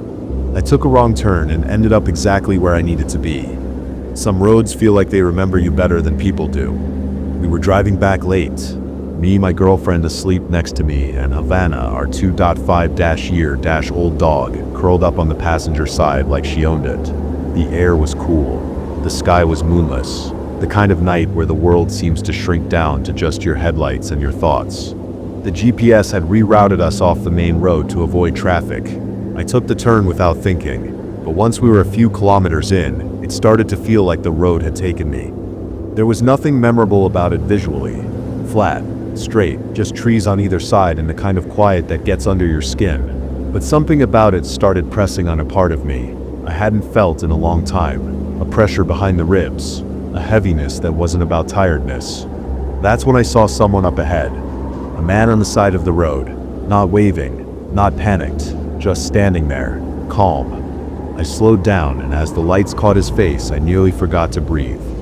"Marco," he smiled. "Hey, Pitar." I pulled over, gravel crunching beneath the tires. Havana perked her ears but didn't growl, just looked at him like he belonged there. I got out. Marco looked older, like me, but his posture was the same, relaxed but alert. He always had this way of noticing everything without needing to talk about it. I hadn't seen him since we were maybe 11. He was never the loud kind of friend. We didn't climb trees or build forts or throw water balloons at girls. We just talked, in hallways, on slow walks after school. We had found each other because neither of us liked pretending to be interested in the things everyone else seemed obsessed with. I never played with Lego. He didn't play soccer. We found connection in the quiet places between everything. And this road, this one exactly, was where we used to walk together, after school, before the streetlights came on. It cut behind the newer blocks and curved near an old train yard that doesn't exist anymore. We used to sit on a cracked bench back there and talk about things that felt too big to say out loud anywhere else. Like where we'd be in 20 years. Like whether anyone would still remember us. Like what it meant to feel invisible, even when surrounded by people. And then one day he was just gone. No explanation, no warning. He didn't move away in the way that kids usually do, with boxes and teary goodbyes. He just disappeared. Empty seat in class, no forwarding address. I asked once, maybe twice, but no one had answers, and I didn't push. I just let him vanish. Now here he was, on this road again, like no time had passed. "I never got to say goodbye," he said. His voice hadn't changed, still soft, still grounded. He looked toward the road like it was familiar too. "I didn't even know you'd left," I said. "I know," he said, "but you remembered this road." "I didn't mean to, but something in you did. You came back when you needed to. That's what this place was always for." I didn't understand what he meant. Not fully, not yet. But he kept going. "You used to talk to me when no one else did. You let me be quiet without making me feel wrong for it. You asked real questions. And when my life was going to hell, you didn't even know it, but you gave me a place to be safe." I looked away. That lump in my throat was back. You helped me carry something I didn't have words for back then. Now I'm here to return the favor.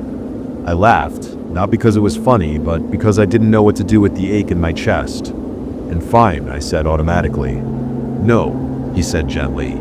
You're functional. He looked at me like I'd said something untrue about my own body, like he saw the scaffolding inside me for what it really was. You've been unraveling slowly for a while, he said. You show up.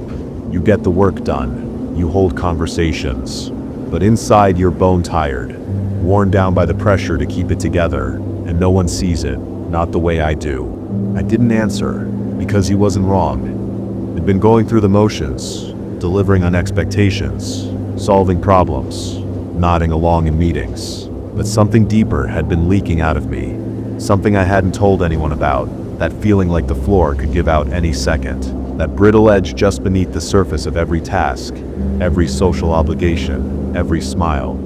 You've convinced everyone you're okay, he said, even her. He gestured toward the car. But you're not. I felt something hot building behind my eyes. Then he glanced at the passenger seat. She knows though, he said, nodding at Ivana. She's keeping you tethered, every day. You think she's just a good companion, but she's more than that. She pulls you out of the fog, reminds you there's joy and safety, even in tiny moments. I looked at her through the window. She was watching me, tail-tapping once, then still, like she understood every word. You've got more strength than you give yourself credit for, he said. But strength isn't the same as not needing help. I don't know what to do, I said quietly. You don't need to do anything tonight, just feel it. Let yourself stop pretending for once. That's why I'm here. He looked back down the road, and for the first time I realized something. He didn't look like someone visiting. He looked like someone returning home. You came back now because you knew I was close to breaking. He nodded. This was our place. You were most you here. Before you learned to hide, I figured maybe if you came back, you'd remember how to come back to yourself. I took a step forward, but he was already backing away. Not vanishing, not disappearing, just walking into the dark, like someone leaving a room that wasn't theirs to stay in. I watched until I couldn't anymore. Then I got into the car. My girlfriend stirred and squeezed my hand, still half asleep. Havana leaned gently against my leg with that quiet, solid love that doesn't ask questions. We drove. The road didn't feel hollow anymore, just quiet, real steady. I don't know what Marco was. Memory, ghost, guardian. All I know is that I needed him, and somehow he knew exactly where to find me. That's the thing about the right kind of friendship. Even when time and distance tear it from the surface, something underneath remembers. A hidden map, a place. He came back to remind me I'm not alone in this, that I never really was. And that sometimes saving someone doesn't look like a grand act. Sometimes it looks like showing up on the side of the road, right when the silence gets too loud.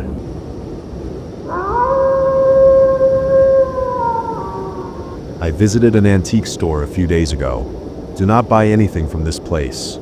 I may have to drive back out there and return what I purchased just as soon as I'm feeling better. Maybe I'm just hallucinating from this fever. I don't know. I'm sorry if I'm rambling. I feel like I haven't slept well in days this but all I've been doing is sleeping and having nightmares. At least I think Des and I hope so that they're just nightmares. Let me try to start from the beginning. 3 days ago, Roger and I took a trip out to the lake. It was a beautiful day for it. We stopped in the village just before the state park because I'd read about a bakery there that makes giant eclairs. I think they're still out in the car now, rotting in the sun.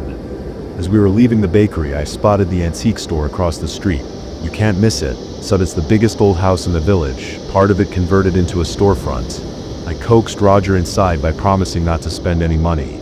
That was a lie, but I'm sure he knew it. The door was open, but we didn't see anyone when we first walked in, so we just started browsing. The place was enormous. Everything was laid out by rooms, such china cabinets and tableware in the houses, former dining room, furniture, books, old vinyl albums, and what must have been the living room. You get the idea. We spent quite some time in each area. There must have been hundreds of estate sales worth of items, and none of it was junk. While Roger was flipping through old photo albums in one of the bedrooms, I snuck off to the display case at the front of the store to look for jewelry. An older woman with very long graying blonde hair stood behind the case almost like she'd been waiting for me. As I was about to say something to her, a cat jumped up on the chair beside me and started rubbing his head against my hand. "Well, hello, handsome. How did you know his name?" she asked. I jumped. This woman had the most striking eyes I've ever seen. "Oh, is that his name? I just thought he was handsome. He's such a lover boy." Seriously, her irises looked like there were galaxies swirling in them. She smiled. "He really is." "It's a very appropriate name," I said to the cat. "So what brings you out this way?" she asked. It's a small village. She obviously knew I wasn't from around there, right? "We're headed to the beach. It's a beautiful day for it." I agreed. "Well, I don't have any jewelry. That tends to sell quickly, and when I come across anything of real value, I usually sell it at auction myself." I don't remember asking her about jewelry. Maybe I did. No set, I couldn't have. "But I did overhear you mention you were looking for brass figurines." She held up a vintage brass bell shaped like a woman in a Victorian-era dress and bonnet. I believe it was made in England, probably in the 1950s. She gave it a shake and handed it to me. It still works. As I was examining the bell, she brought out a set of 3 brass owl figurines, such small, medium, and large sit, and a little brass Labrador retriever. $20 for all of them, she said. She really got right down to business. I pulled a bill out of my purse and handed it to her. "Can I leave them up here while I finish looking around? My husband may want to buy some books." "Of course. I'll bag them up for you. Take your time." I found Roger still in the bedroom, looking at the same stack of photo albums. "You're still looking at those?" "There are stacks and stacks of albums here, dating back to the 1800s. Are they all just family albums?" "Yeah, it's weird. Creepy. Are you going to buy any of them?" "No." He closed the album and put it back. "Are you ready to go? This place feels weird." I laughed, but he was right. It did feel weird. I just have to grab my bag. "What bag?" I practically ran into the woman as I was leaving the bedroom. She was standing right outside the door, holding the bag out to me. "Have a safe trip back to the city." I don't remember telling her we drove in from the city sits, but maybe we just give off that vibe. "Thank you. Great place you've got here." We practically ran for the door. Once we got into the car, I showed Roger what I'd bought. "I thought you weren't going to buy anything." I wasn't planning to, but she said she overheard me talking about figurines and sit. "But you said you weren't going to buy anything." "Roger, it was $20. Give me a break." "How did she overhear you talking about figurines? You never mentioned figurines. You said you weren't buying anything." He was right. I don't know. Suddenly, Handsome jumped on the hood of our car. We both screamed. I had to carry the big baby back to the store and set him inside the door. After that, I didn't feel like going to the beach anymore. Roger was happy about that. "I feel like I could sleep," he said. "Me too." And that's exactly what we did as soon as we got home. This is in bed. We've both missed work. I wonder if we caught something from inadvertently touching mouse droppings while rummaging through things. It's plausible. We both have a fever and it's been giving us some really unsettling dreams. Roger keeps dreaming he's trapped in the attic of that house with some of the people from those albums. I can tell he's genuinely frightened. I feel so guilty.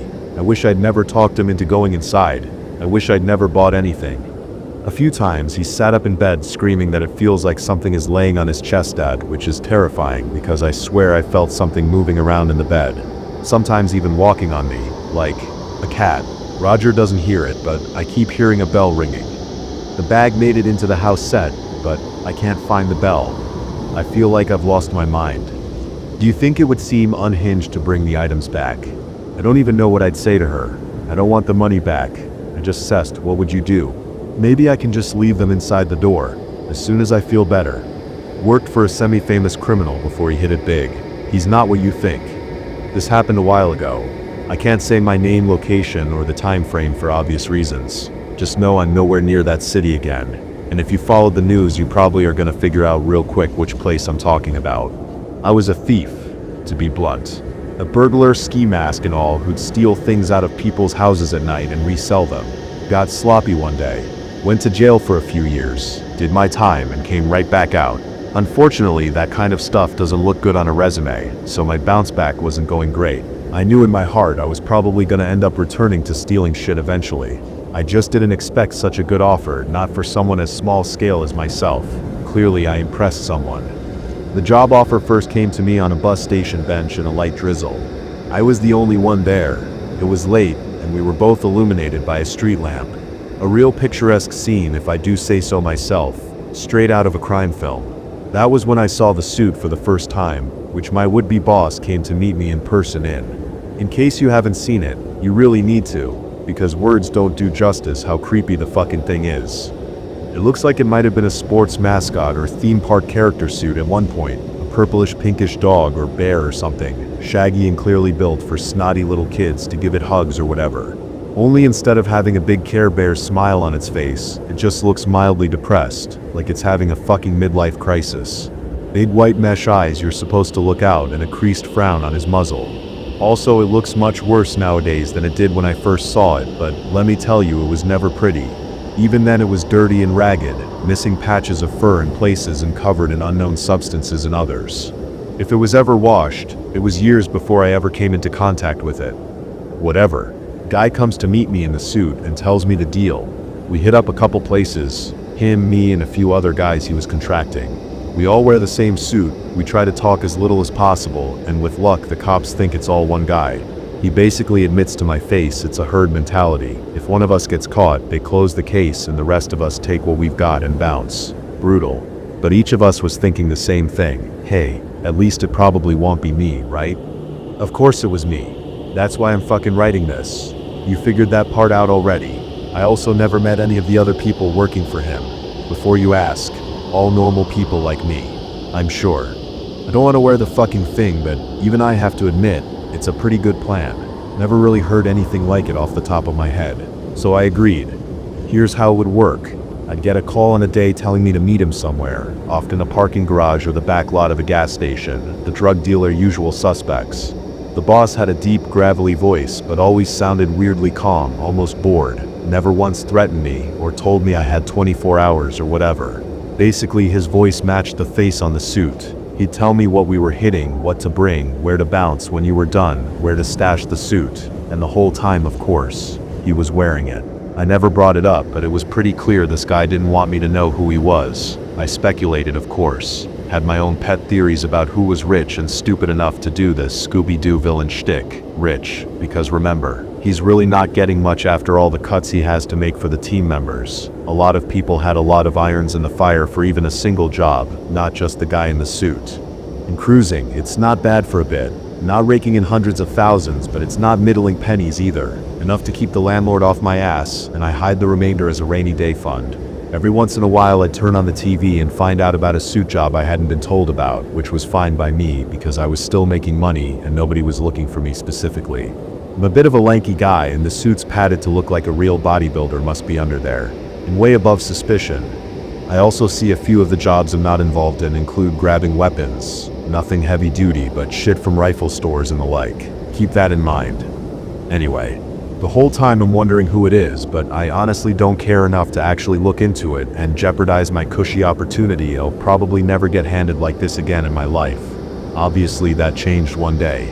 I came to where I'm supposed to pick up the suit, an old apartment building that had been vacated ages back and was meant to be torn down soon. I come to the room he specified, and I guess I got there a little early because he was still fucking there. Every other time he's dipped before I got there, and I assumed he was leaving it there days in advance.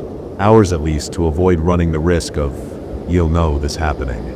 Here's where I tell you I saw his face, and he was a fucking Quasimodo, right? Super disfigured, terrifying zombie of a man. Nah, all I saw was him bending over, pulling the head off, and he was hunched over so low I couldn't even see his real head. I quickly ducked out because fuck that, I'm not even gonna risk getting a target painted on my back. Waited outside, listening for someone to leave. Nobody did. I waited as long as I could without fucking up our schedule. In case you've never played a video game, getting in and out with your haul quickly is important in heists, especially when you're as conspicuous as a giant purple fucking bear and then went in. There was the suit, sitting on the floor for me. No obvious exits. Whoever was in the suit vanished into the wind. Poof.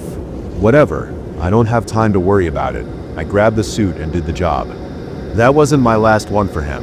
The next one was jewelry store. Jared's, I think. I stop the car outside, charge in, hold the place up. Only one other guy in there, buying jewelry for someone. He goes down on the ground the same as the rest. Only thing is, when I'm holding up the girl at the register to empty the money she's got, I hear a buzz. I turn around and he has the biggest oh shit look on his face, holding his phone right next to his head on the ground. Motherfucker was smart enough to stealthily call the cops while I wasn't looking, and stupid enough to not turn off his goddamn vibrate. I took a moment to think of what to do, whether I should ditch completely or just snatch his phone and put some more hustle into my step. I didn't have time to decide. The suit shot him. I know. I've explained it 1,000 times. Nobody ever believes me. I cannot stress it enough. The suit shot him. I didn't move my arm. The heavy suit arm swung up independently, taking me with it. The fingers clenched around the handgun. With damned good accuracy, it hits, and the poor guy's head explodes. A lot messier than I expected from such a dinky-ass gun.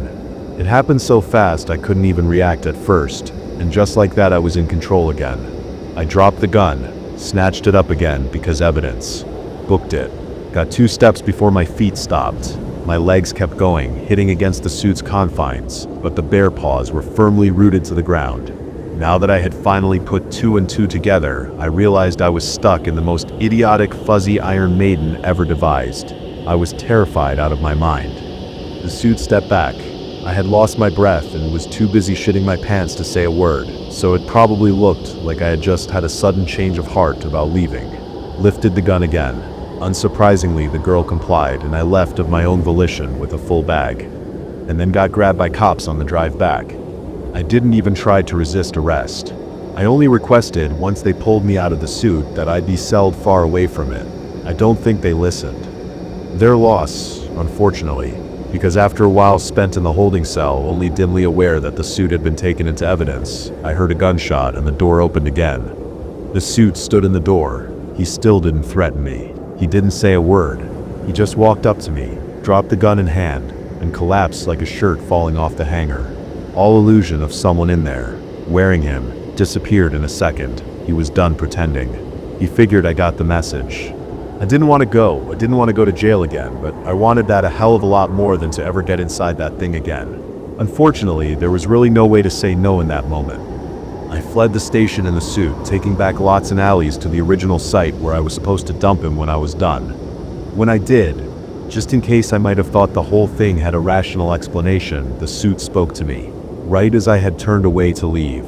All it did was thank me by name, that same gravelly voice I'd been hearing over the phone, coming out from somewhere inside the empty head. I fled to a place safer than my house. You're damn sure I deadlocked that fucker. That's not the end of the story. The part everyone knows is next. The very next day, the suited freak's attack on the family, which shall not be named, a family of the Scorsese Godfather type, except less Italian from what I remember of them. The group with the biggest control over drug and weapon trade in the area, manned by the huge asshole I had spent a good portion of my life trying not to meet. How he disappeared and was replaced with a new guy, and you'll never guess what outfit the new guy was never seen outside of. I got the hell out of Dodge, grabbing my rainy day savings and only making one last call right before I chucked my phone off a bridge. I had a friend with some connections to that group, and I asked if he knew what had happened specifically. My accounting is third hand. I don't know if it's true. I don't know why I wouldn't believe it at this point. According to him, Suit Freak attacked the family's house out of nowhere, using all the weapons he had stocked up, took every bullet without budging. Punches or rifle smacks were even more useless. In about an hour, he tore through every bodyguard until he reached the head in his bedroom. The recounter supposedly only survived by playing dead, and happened to catch what happened next sideways on the floor, surrounded by his dead mates. Suit Freak came up to the patriarch in his bed, took his own head off. The family's adult son was inside. They didn't know if he had been alive inside there before the attack, but he had taken every single bullet fired at the bear personally. Suit Freak let his father stay alive just long enough to see what had been done, how he had won his victory, and then shot him in the head without a word. Suit's still the most prolific criminal over there now. Police still haven't figured out how the hell to catch him. They're even fairly certain he's been using his new resources to make duplicate suits to carry out multiple jobs at the same time. I doubt any of them are like he is, or at least I sure hope not, because if that thing can reproduce, we might as well just give up now. I suspect I know his worst case scenario plan for if he's ever caught. Hide someone's body inside himself again beforehand, some prolific criminal, he can pin it all on. Let them think they shot and killed him, then go into hiding. The same plan he had when I worked for him, only without bothering to get the corpse's consent anymore. There's so many places, I imagine, an inanimate costume can fly under the radar.